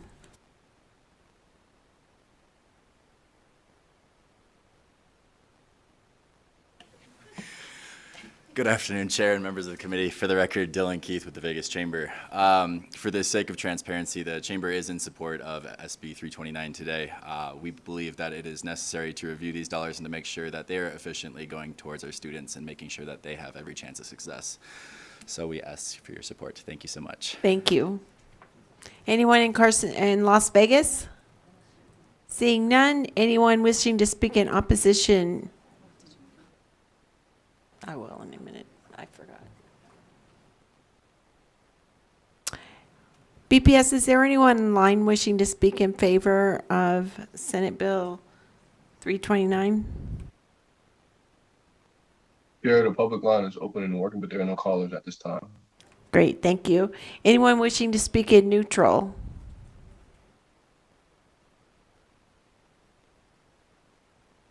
And BPS, as you said, there's no one on the line, so unless you have someone that came on, we'll go ahead and skip that. And we'll invite Senator Neal up for closing comments, and she has none. With that, we'll close the hearing on Senate Bill 329. You guys know how to speed things up. Okay, and we'll open the hearing on Senate Bill 344. Senator Neal.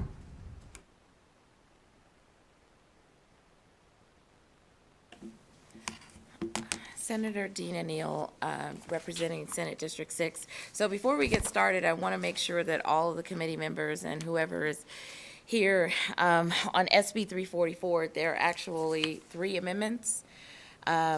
One that says the third, which came in while we were hearing the first bill, and then there's a second, and then there's a proposed amendment by legal. Because I realized that sections 8 and 7 didn't really word the way that I intended them to.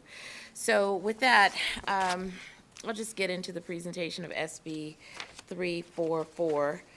So I thought about what would be my education policy for this session for a long time. The bill covers several different things. It talks about public comment. It talks about a knowledge standard for the superintendent. And then it also gets into paid leave for parents and parents who want to attend school events, and that piece came from a constituent. So I want to start with the amendments first. So if you look at the First Amendment, which was proposed by legal, was prepared by legal for me. It basically adds in the prohibition around the substitute teachers that we currently added into our system during COVID. It eliminates a substitute teacher that has a high school diploma. I felt very strongly I understood why we did it during COVID, and I understood that, schools were closed. We didn't have a lot of wiggle room in order to bring substitute teachers into the system, and so we adopted this emergency rule to allow folks with a high school diploma to become substitutes. Why am I prohibiting it in SB 344? Number one, I don't think you have the requisite knowledge or experience or competency to be in a classroom in order to teach kids, even if it's for 1 day, 1 week, 6 months. I felt very strongly about the policy when it moved during the interim, because I felt inherently we were setting them up for failure. We were also setting up the teacher who was a long-term sub with a high school diploma coming into a classroom where we knew that students had been out of school for 2 years, emotionally challenged, academically challenged, not knowing content, and then you're going to place a person with a high school diploma that has absolutely no content. All they probably had the benefit of was a couple of weeks of training to become a long-term sub, meaning understand how to do attendance, understand blood pathogens, be able to at least, come in and read a book. But teaching is a little bit deeper than that. Even for a long-term sub to come in and plug the moment for the day, we're not trying to set up our students to have babysitters in the room. What we are trying to do is make sure that students who have a long-term sub or short-term sub that come into the room at least can manage it and follow the, I would say, the teacher's plans that are left in order to allow the students to at least continue the content for that day while that teacher is out, so that there isn't content that's missed. So basically, it just reestablishes that you must have an associate degree in order to go into the classroom as a substitute. In the Second Amendment, I had a lot of folks come in opposition about the PTO. So the constituent came to me during the interim basically saying that we had a lot of parents that, they're in the service field. They want to be able to go to their schools. They want to be able to participate, go to a parent meeting, be there for orchestra, be there for some program that the student may be having on campus, but they don't have the capacity to go because the way that their income is set up, they're not eligible to go without missing money, right?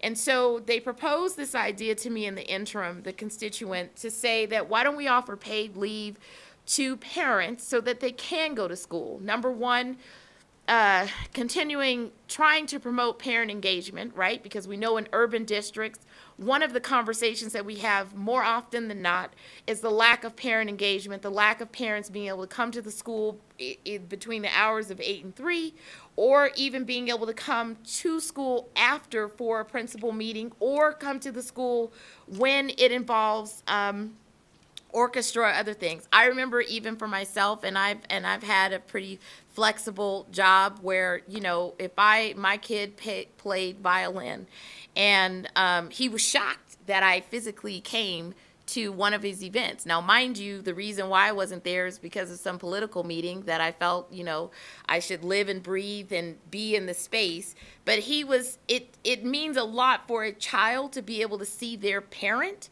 actually present, actually in the building. Not only does it help in classroom management, right? It also acts as a check for the teacher. I know more than often than not, when I grew up, or even when the rest of us grew up, if a parent showed up in the classroom, game changer. It was a game changer not only for student behavior, it was a game changer for how that child was going to continue to perform in that classroom, whether or not it was positively or a negative behavior that needed to be checked.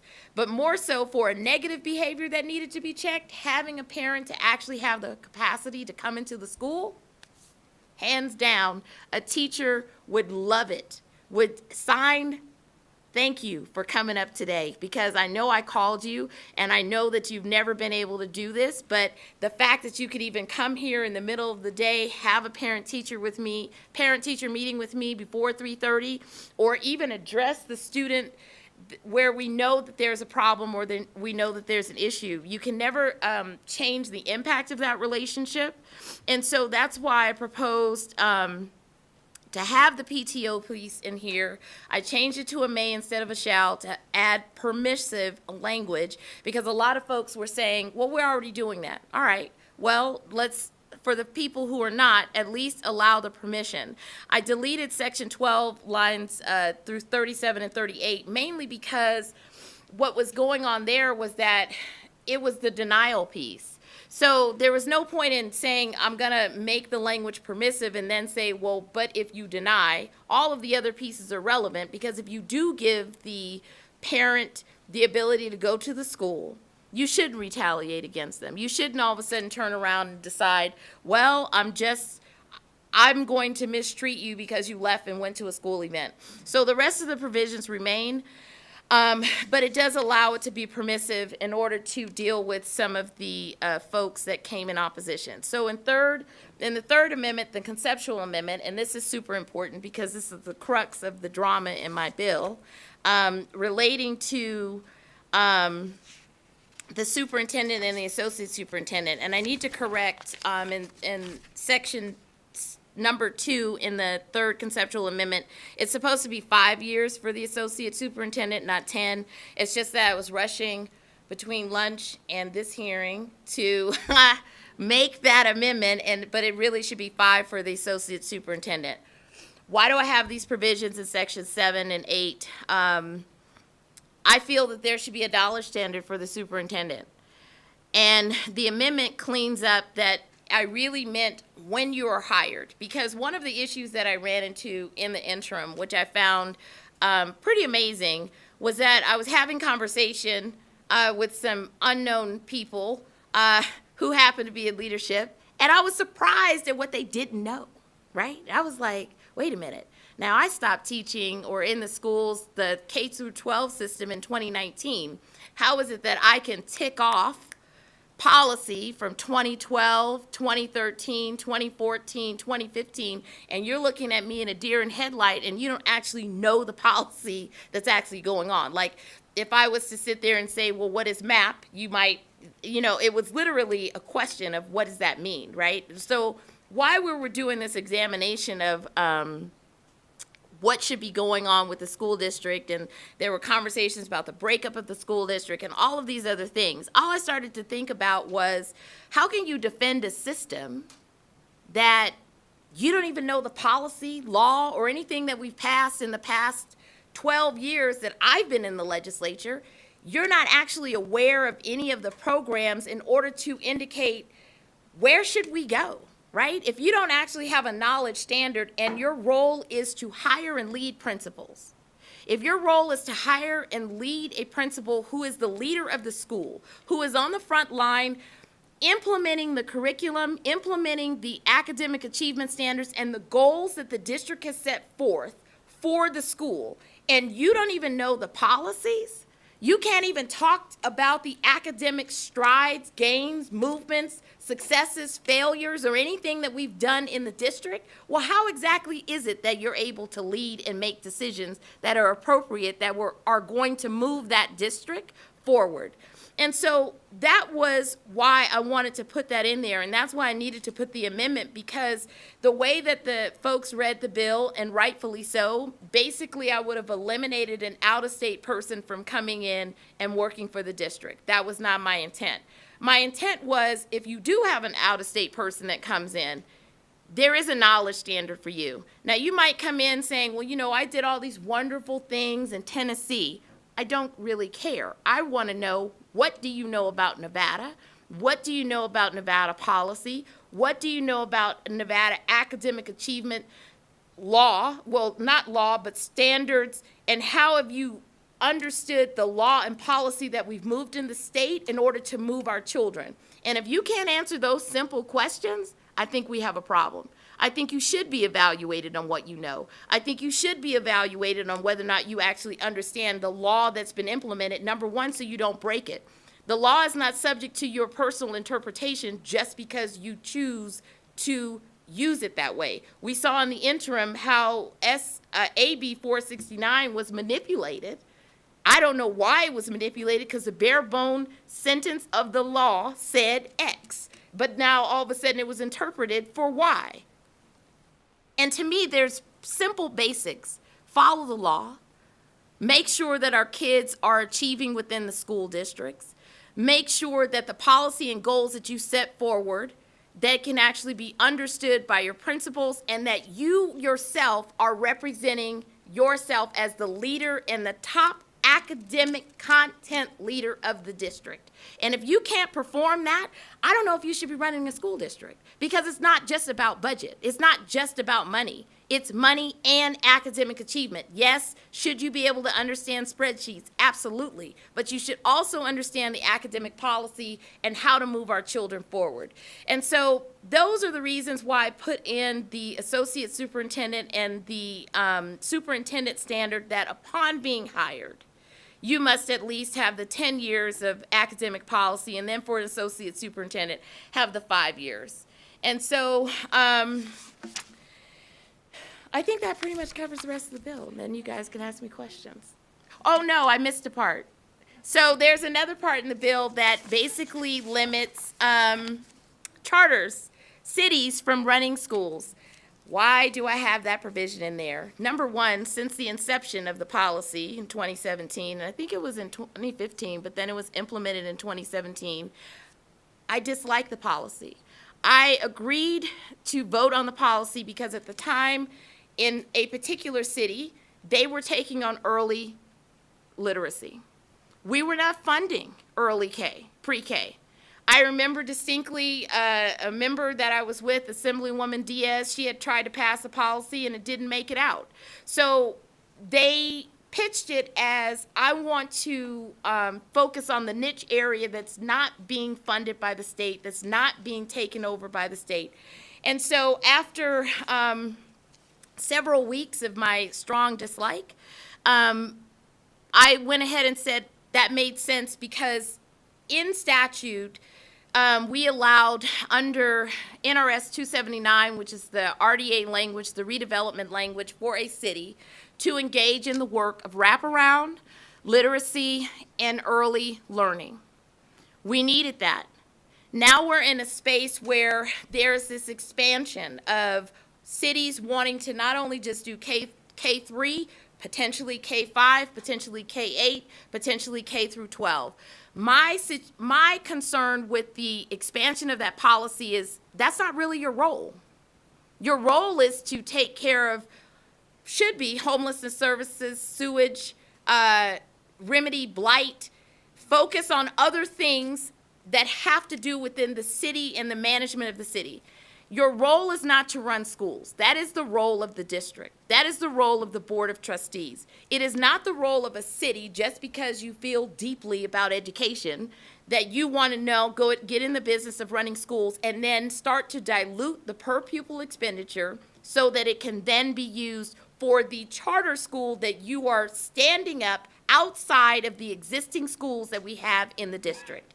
So that's why that provision is there in the bill. And I know there's opposition on that, but at the end of the day, my thing is, as a city, are you doing what you're supposed to do well before you engage in the work of education? And if the answer is no, keep your hands out of it. If the answer is, well, we think we have room to, focus on teaching kids, why isn't that the role of the actual school district? Because that's what we're paying for. We already have the charter authority. Why do we need a third entity that would then start to perform the work of school district? In the current groupings that we currently have, or the one city that is doing it, well, I'll mention a second. They have a mixture of RDA dollars and per pupil expenditure. It lacks transparency to me, because I don't know what the RDA is paying for, because it's still in law that they're allowed to do the wraparound services, which in my mind, Safe Key, you want to pitch in and tutoring, fine, but not run schools. And so the bill puts in a direct prohibition not to run schools. So in my particular city, they happen to have run, well, it wasn't, I don't know what it was, it were micro schools. And they weren't licensed by NDE. We had a huge conversation about, well, where did you get them licensed then, if they're not licensed by the Nevada Department of Education? Well, there was an outside group that decided that their licensing standard was the equivalent of NDE. Then they had data showing, all these academic gains, and I'm like, by what standard? By what measurements? Who's overseeing any of this, right? And at the end of the day, what they had the setup was that you had to then set yourself up and remove yourself from the school district in order to participate. So how does that help the broader goal, right, of the districts or the schools that we're trying to maintain, right, in their attendance, in their count day, when all you're doing is pulling them off, and we're not really sure exactly how they are succeeding, how they're achieving? And ultimately, you'll have to roll them back into the district if they fail, because we're not the fallback, right? But ultimately, the district is starting to be treated as if we're the fallback school. Like, well, if they don't do well in the charter, well, let's just send them back to the regular school. Well, the regular school is actually supposed to perform for the kids. That's what we're paying for, right? That's what we decided this particular session, to basically put an extra $2,000 per child in order to change the narrative on how we perform for the student, right? And ultimately, hopefully, how the money will perform for the child so they can academically stand up for themselves and be able to graduate. And so that's why I put those provisions in the bill, because I felt very strongly just about everything that I put in this bill. And so with that, Madam Chair, I'll open myself up for questions. Thank you so much. Senator Buck. Thank you, Chair Lang. So sections 9 and 10, of course, are where I'm just wondering, I know you talked a lot about your intent, and I heard that kind of loud and clear, but why would we limit if whatever it is the cities can put a strong option for parents and for children? Why would we limit that? When we know, and I think you and I agree that sometimes schools in different areas, there's pockets of excellence and then there's not. And why would we limit that choice if parents are stuck in a one-star school year after year after year, nothing changes? At least this gives hope. It seems to me it gives hope with Strong Start Academy. I'll just say it, at the city of Las Vegas, because they provided financial and other support. The city of Las Vegas did for this Strong Start. And it seems to me like it's another solution to help a district that really is struggling in pockets, to provide parents another option. And it's a public charter school, in which maybe it just needs different leadership, and that's why it's happening. So I just wondered why. I guess I heard some of your intent with they should be doing trash and homelessness and that, but if they can actually put together and arm a private foundation or nonprofit corporation that is able to provide families with another high-quality choice, because otherwise it would shut down, why wouldn't we do that? Senator Dina Neal, for the record, I guess my question, and this is where there's going to be a philosophical difference, I guess in my mind, whose role and responsibility is it to educate children? And to me, it is the school district, not the city. Two, the role in which they currently play, which is in early literacy and pre-K, which was, and the statute is still the same. If you go into the redevelopment Chapter 279, you will see that the statute is very clear that it was early literacy, it was literacy in general, and then it was wraparound services. So why are we expanding, number one, beyond the law that allows you to perform? Because it is an expansion of the law if you say I'm getting ready to open a K-3. There is nothing in statute that I've seen, unless it's different, that allowed them to take their RDA dollars and then to expand. And so I also feel, three, it's a dilution of the per pupil dollars. It should not be going to the cities. They don't feel that's their role. That's not their role. If they want to assist, right? We had this conversation during the reorganization in 2015, 2 years, talking about the roles of cities and counties and saying, well, you know, what should their role be in regards to the schools? And so right now they get reports on the reorganization of schools, but what should the reports then be for them? Should they then start going around opening up schools and then taking away dollars from the school district and dismantling the public school system that we currently have in play? My answer is no. If they want to engage in the work of being wraparound and support, no problem. But if you're trying to get to the point where you're going to start running a K-5 school as a city, I do have a problem. So when you think about it, I think that a lot of jurisdictions or a lot of communities, and we're all a part of one in our districts, they scrape together solutions, and solutions in that there's maybe a different option for, again, that one-star school year after year after year after year. And just from my experience, I know that when you're able to unite a community around high quality and engage a community the way that I've seen it done, and it may not be happening in the traditional district school, and that child goes to that other, to the charter school, I just see so much more it's better. It's better for them. And to be able to strap that down so that doesn't happen, I just see it hurting those students that continually are in one-star schools, because obviously nobody's fixed them in 10 years. This is just a viable option to like unite a community around a vision and bring in extra donor dollars to help these students, because we know that charter schools don't give facility funds, and get buy-in from a community. Everyone's scraping for solutions, and I guess I'm looking for solutions too, if this isn't one. Thank you for that. Senator Dina Neal, for the record, I understand your frustration, and I also understand your point. If the cities want to run schools, then let them run it on their own dime. If this particular, since you brought up Las Vegas, if they want to continue to do early literacy, no problem, stay in that lane.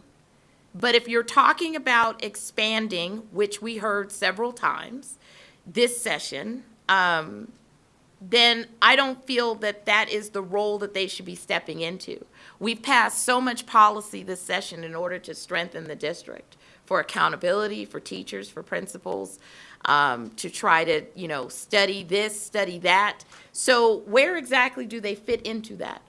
Why are we investing all of that time, policy, dollars into the existing public system and charter system to then allow cities to run school? They have enough on their plate. Are they doing their basic duties under the charter chapter well? And if the answer is they're doing all of those things well, and education is just the other footprint, then I would say, okay then, but I don't think that's true. And maybe that is subjective or not, whether they're doing things well with what's being dealt. What would be an outcome? So if this school is doing well and we know, and maybe they're implementing Read by 3 or whatever their charter school model looks like, what would be the outcome that would be, woo, this is a success or not? And so I'm just trying to see what you see as success as opposed to them being stuck in a one-star school year after year. I know that personally I like options because I don't want to send my child to a school that continually fails them. I'd prefer to send them to a school that that is showing student achievement, showing outcomes. Thank you for the question, Senator Neal, for the record. I don't think it's a matter of what I see as success. I'm not challenging what they've done with an early literacy. What I am saying, though, is that I see more of the negative response. So in the areas in which they are working, these schools have historically been 1-star, 2-star, but they've also never had the benefit of actual, I would say, true interventions. The first time the interventions were actually brought forward were the Zoom and the Victory Dollars, which was in 2013 under Governor Sandoval. Then all of a sudden, the conversation shifted in 2017, right, in 2019, to then shift those dollars and then move those dollars out. But that was the first time that we had ever directed dollars to poverty. So my biggest fear is this, that the Wendell P. Williams, the Matt Kelly schools, the Prime 6 schools that are particular on the west side, who not only had a lawsuit to try to promote and make the districts perform for those students that we fought for neighborhood schools for, that then those children will lose some of their students, and then ultimately the 300 kids that they have will then be closing a public school. Why? Why can't the city wrap into that existing school? Why do they have to stand up their own school? Why can't they do wraparound services, which is exactly listed in NRS 279? Why don't they wrap into Matt Kelly? Why don't they wrap into Wendell P. Williams? Why don't they wrap into Quantum McCall? Why don't they wrap into Twin Lakes? Why are you setting up your own school? If you have the dollars to expend, right? If this is your passion, if this is the city's passion and they feel so deeply about it, why not bring over that extra staff over there to help run that after-school tutoring program? Why not come over there to help with the literacy Read by 3 into those schools in which you share as a city? Why is that not a solution? Why is that not an option? Because that would have the same equal effect, right? We're looking for students to actually have extra support and intervention, but the result to me is dilution. So from my experience, that's why I went to charter for more autonomy. And so that's the thing. When you push into, and you can infuse as many resources, many of them get title dollars, and obviously they can't spend a lot of it. They have so much money, and it's sitting there in the bank. We saw that with one of the previous bills. And so what I found is that in order to make a difference, it's having a bit more autonomy. So the whole structure of the district, a lot of times you would fight the bureaucracy of it. And so that's where I guess we agree to disagree, that You can infuse as much, and many cities do that. I know in Henderson, they have a whole, they give grants out. But this truly is monumental in that a city's actually to try to make a difference for the kids that need it most, the ones that are left behind and we talk about over and over and over and over again. And so that's where I just feel that giving them an opportunity and maybe shutting down a system that doesn't work, and I'm not advocating for that at all, because they're going to vote with their feet where they're actually going to go and want their child to go for education. And if every parent wants the best for their child, so I guess that's just where I have a problem with this section 9 and 10 of the bill. Thank you, Senator Buck. Senator Titus. Well, that was an interesting lesson from both of you, so thank you. Mine's a really easy question. First, I understand your passion, and I appreciate you bringing it forward, because the whole discussion is always about improving the education system, not only in the state of Nevada, but especially in Clark County. So your effort and your passion is very much appreciated. You made a comment about, and somewhere in this bill, you talked about substitute teachers having, at least having to have an AA. So my concern, because I don't see a pop cap on any of this, and I know that in certainly some of the rural areas, and when you have a welder, when you have a welding class, that they get credit for that teacher is maybe a part-time teacher, and they get a certificate, and if they have that professional experience, so they can actually teach welding. And so some of these schools that we want these kids to actually be job ready when they get out, having that curriculum, whether it's welding is what I think, or fabrication, or woodworking, or construction, or any of those things that get these kids jobs at the end.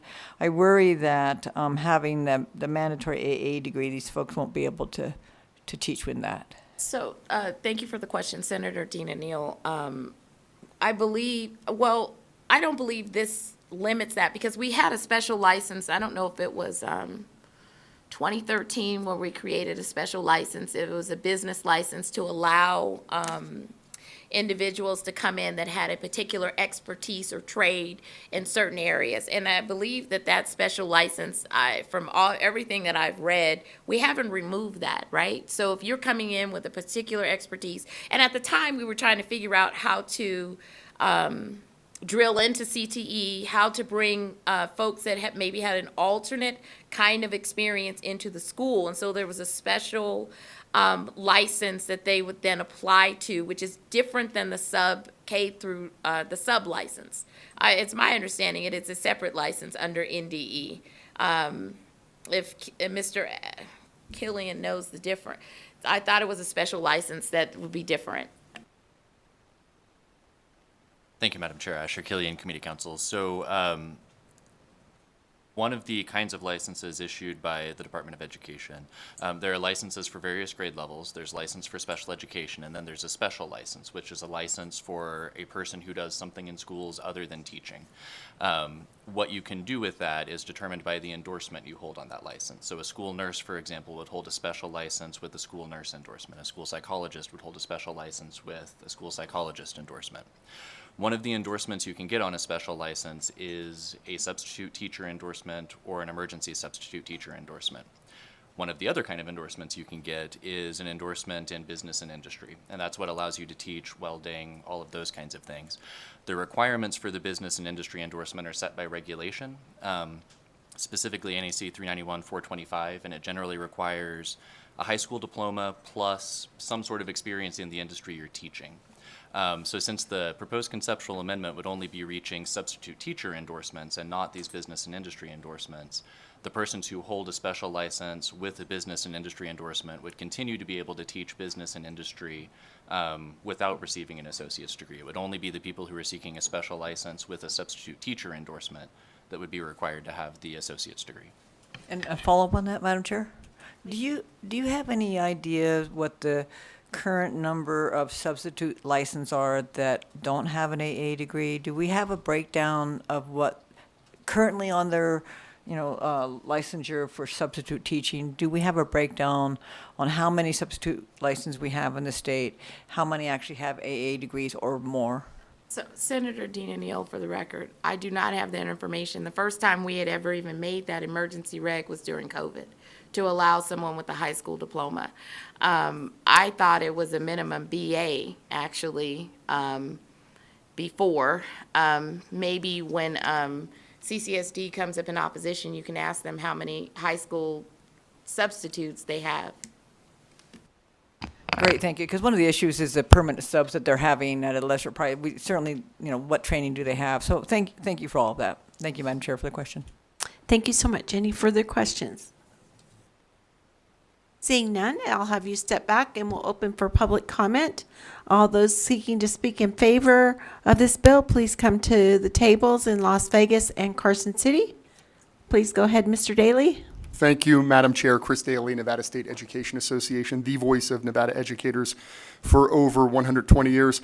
Excited to be here to speak in support of SB 344, which I believe to be the biggest bill that this committee is hearing today.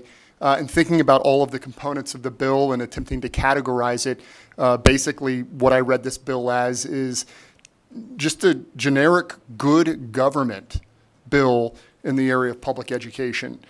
Paid leave, or in this case with the amendment, leave for parental engagement in school activities and meetings, ensuring members of the public have the ability to comment at board meetings, requiring superintendents, the leaders of their districts, to know the history and the issues of those school districts, making sure other local governments actually focus on delivering the public services that they're charged to provide without going into other fields. Good government. This is a good bill. We hope you pass it. Thank you. Thank you so much. BPS, is there anyone on the lines wishing to speak in favor? Chair, the public line is open, but there are no callers at this time. Okay, anyone in Las Vegas or Carson City wishing to speak against?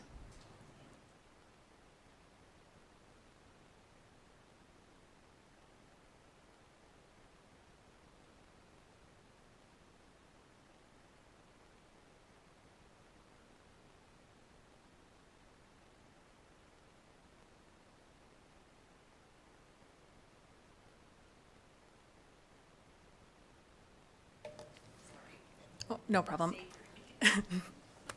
Patricia Haddad, Director of Government Relations for the Clark County School District.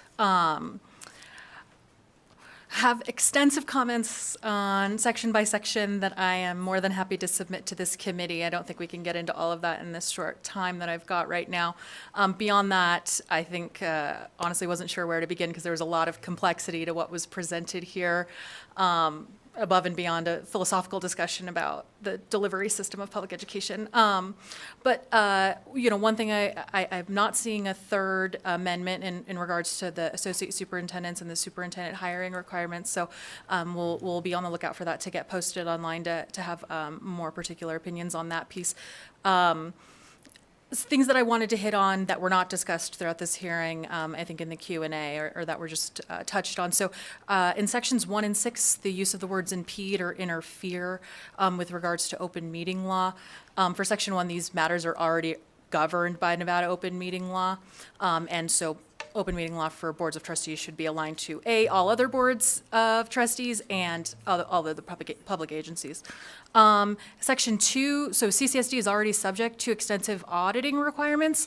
This provision would create additional administrative burden without taking into account whether money is available and does not state how the audit would be paid for. And of course, furthermore, it ignores the fact that large school districts already undergo a financial statement audit each year. And then on the 4th section, as with all board policies, the community at large has the opportunity to engage throughout the entire continuum of the development process of any policy. And we don't feel that it's appropriate to single out a particular group that the Board of Trustees must consult with in order to develop the policy that's proposed here. I'll leave it at that for others to speak on more, and I will submit more extensive comment. Thank you. Thank you. In just a second. Ms. Compton, if you could hang around for a few minutes, I have a committee question for the City of Las Vegas. Don't go. Please go ahead. Thank you, Chair, members of the committee. For the record, Tess Opferman here on behalf of the Washoe County School District. A significant of the portion of this bill does not apply to the Washoe County School District, and we do support some of this bill, but I want to highlight specifically sections 7 and 8, which we are regrettably opposed to. Section 7 in particular, this puts restrictions on the evaluation procedures that the Board of Trustees does for the superintendent. We feel strongly that these evaluations, the discretion of this should be reserved for the Board of Trustees. They were elected by their constituents. They serve that population, and they should have full discretion on what that evaluation procedure looks like. Section 8 talks about the qualifications of a superintendent. I know that the senator talked about an amendment. We have not seen that amendment yet, so I'm sure that we'll be able to look at that and we may be just fine, but at least in terms of what is written here, we are opposed. We love our superintendent at Washoe County School District. Superintendent Susan Enfield is wonderful. She has 0 years of experience in the state of Nevada before she came into her role as superintendent. So as this is currently written, this would have prohibited her from becoming our superintendent. Again, I know we'll look for that amendment because that might resolve our issue with that particular section, but I did want to highlight that because as written, we must be in opposition. So thank you for your time. Thanks so much. Good afternoon, Chair Lang and members of the committee. For the record, Dylan Keith with the Vegas Chamber. The Chamber has been working with the sponsor, and we do appreciate her effort with this bill so far.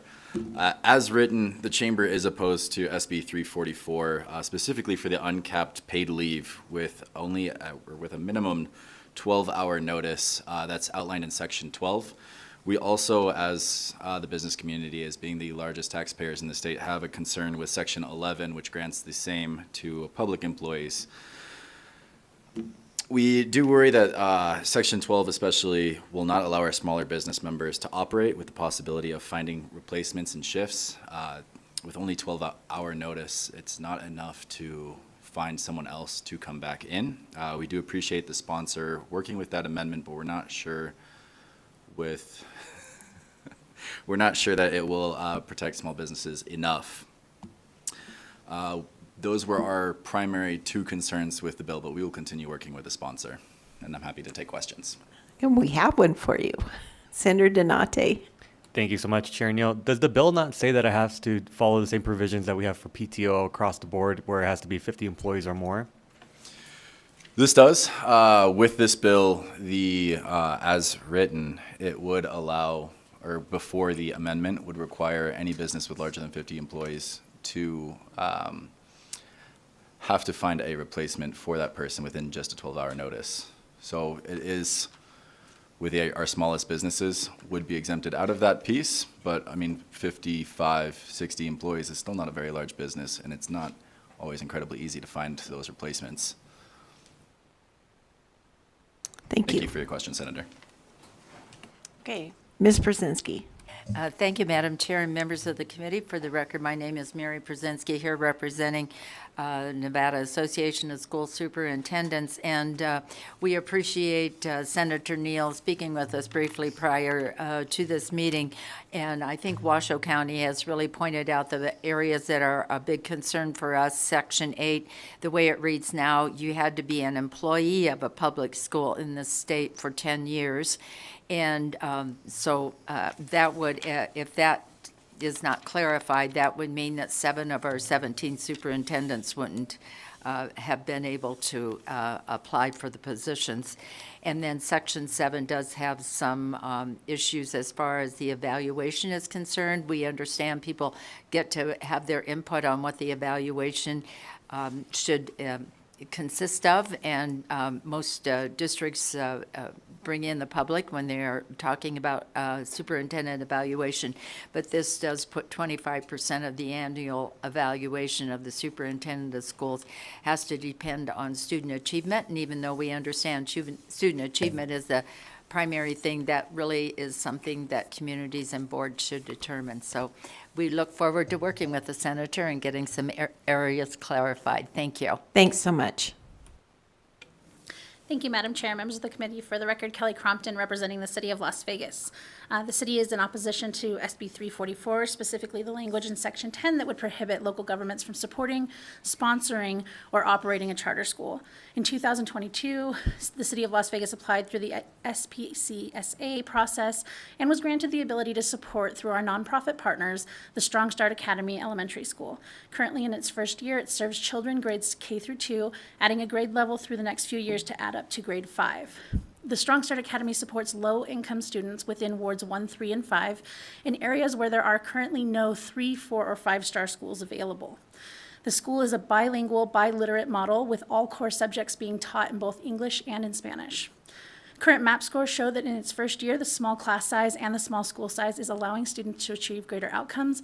And after this hearing, I'll provide that report to all of you so that you can look at some of the data that we have.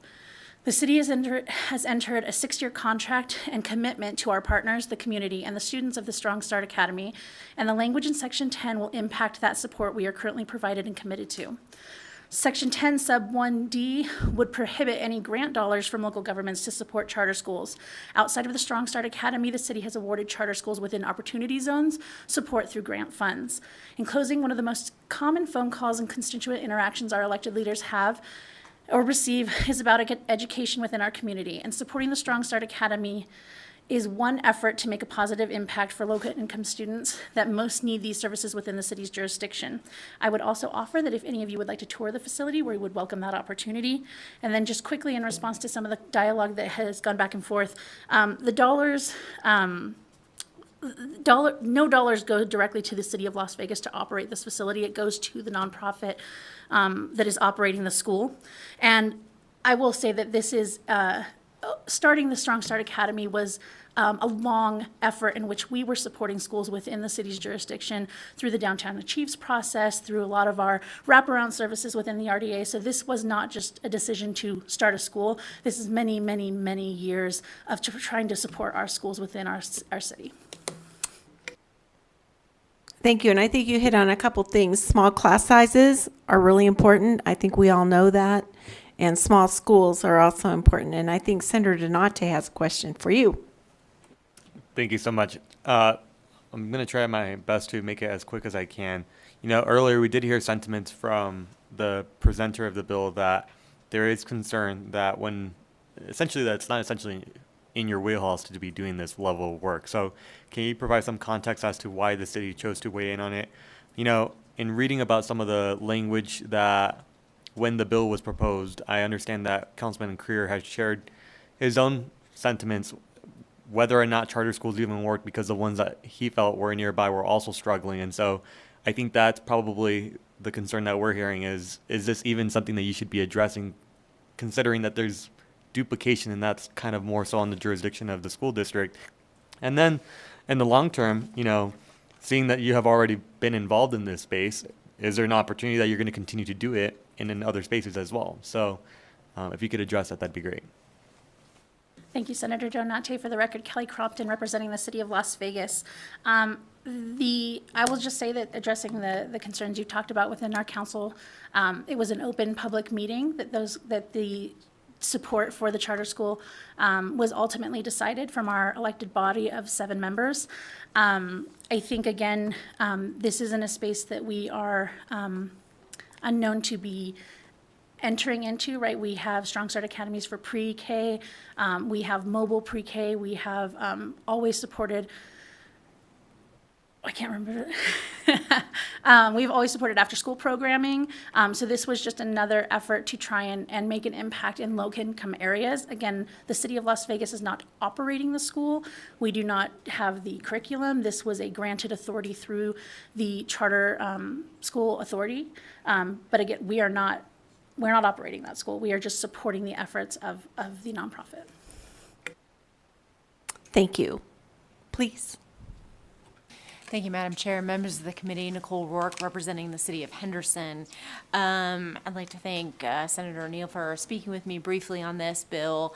We have a few concerns. Some of them have already been mentioned, but kind of a different take on it. Section 10 expressly prohibits a city from sponsoring a charter school or providing any financial support to a charter school. So we currently use 30% of our marijuana business licensing funds to support Henderson Public Schools, which includes both district and charter schools, through grants for supplies and other things that they deem necessary to provide quality instruction. So this bill would prevent us from doing any of that for charter schools. So again, it's broad range, it's a grant. They apply to the city for those funds, and then they're distributed based on a committee decision on how they're distributed. So, and that includes our, serving at-risk students as well, so in all of those schools. While currently not allowed in statute, the city would like the opportunity to potentially sponsor charter schools in the future. Our growing population cannot be accommodated in our existing district schools, and the capital resources are not sufficient to address all of the needs. The district cannot build the schools necessary to resolve the overcrowding issues that exist today, much less keep up with our population growth. So charter schools need to remain as a viable solution. We also have concerns with Section 11, which requires paid leave in addition to our already generous PTO policy. We would like it to be made permissive as well. I mean, I understand the amendment makes it permissive for the private sector, but as you all know, local government has very open PTO policies, and we're certainly very supportive of education in the city of Henderson, so I don't see this being an issue for releasing people to attend necessary school-based conferences and things like that. So for these reasons, we are opposed to SB 344. Thank you. Thank you. Please go ahead. Hello, Chair, members of the Senate Education Committee. My name is Gil Lopez. I'm with the Charter School Association of Nevada, here in opposition to SB 344, Section 9, Section 10, which I think is going to prohibit any type of partnerships or any type of support, any type of help moving in the future with any type of charter schools, not necessarily running the school, but even grants with some of the advisory committees, some of the money that comes down through the neighborhoods. It's just going to stop all of that, and it might be an unintended consequence. So we want to thank the sponsor for meeting with us this morning so we can discuss it, but we are in opposition to those two sections. Thank you. Thank you. BPS, is there anyone on the phone lines wishing to speak in opposition? To testify in opposition, press star 9 to take your place in the queue.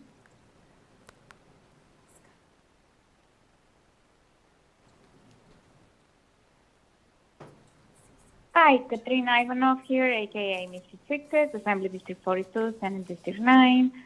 I am speaking of opposition of that bill because I want kids to have more choices. I don't know why we have to protect public schools, especially Nevada public schools, with the results we are getting. If there are good public schools, and guess what? Parents keep their kids in them. If the public school is not good, parents should have the option to offer their child better chance in life and put them in a school that gives them better education. If our public schools were so good, we weren't going to be in that position that we are right now. So giving less options, it's not a good thing. That's why school choice is the best thing we can do, and I'm surprised that you guys are not listening any bills on school choice, period. The money should follow the child, and then everything is going to be much better. Thank you. Have a lovely day. Thank you so much. Next caller, please. Yeah, there are no more callers on the line. Okay, anyone wishing to speak in neutral? In Las Vegas, anyone wishing to speak in neutral? Someone's at the table. Good afternoon, Brett Harris, Nevada Labor Commissioner. We would handle the enforcement on this bill, so I wanted to be present to answer any questions. Thank you, Commissioner. Is there anyone that have any questions for the Commissioner? I don't see anyone right now, but thank you so much for being here. Thank you, Chair. Okay, with that, Senator Neal was summoned to Government Affairs for a hearing on her bill. So we will close the hearing on Senate Bill 344 and go into public comment. Is there anyone in Carson City or Las Vegas wanting to give public comment? I see someone in Las Vegas. Please go ahead when you're ready. Madam Chair, members of the committee, my name is Yesenia Gonzalez. I'm the proud mother and advocate of an amazing autistic 13-year-old son. I am the assistant to Azul Blue United by Autism, and I am the member of the parent leadership team of Nevada, the PLT, nonprofit organization serving families in Las Vegas. Again, I want to thank Senator Scott Hammond for bringing forward Senate Bill 158, which would protect our most ma'am, vulnerable children ma'am, with special needs. Ma'am? Yes, ma'am. I really want to hear what you have to say, but you can't speak about any of the bills that we talked about today. It has to be outside of that.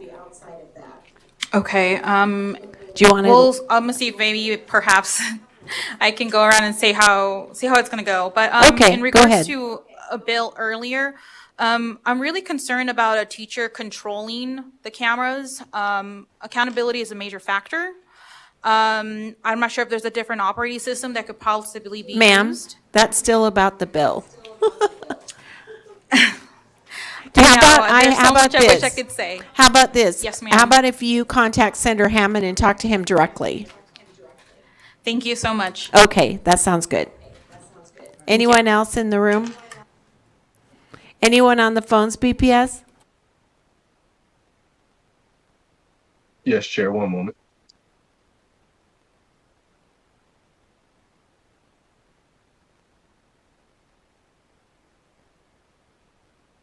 Oh, you're Hi, unmuted. for the record. Hello? Please go ahead. For the record, Katrina Ivanov, aka Mrs. Fixit. Again, I want to know when are you guys going to hear Bill AB 400? I don't see a schedule, and I'm not sure if you listen to the Senate Bill 200 and Senate Bill 220. Those are really good education bills. Can we have those scheduled in the next couple of days? Ma'am, if you look at the schedule when it comes up, they come up our schedule is posted a day ahead of time, Yeah. so it's on the Nellis website, the legislative website.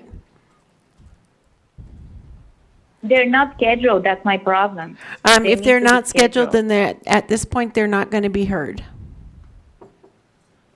So what's the process of being scheduled?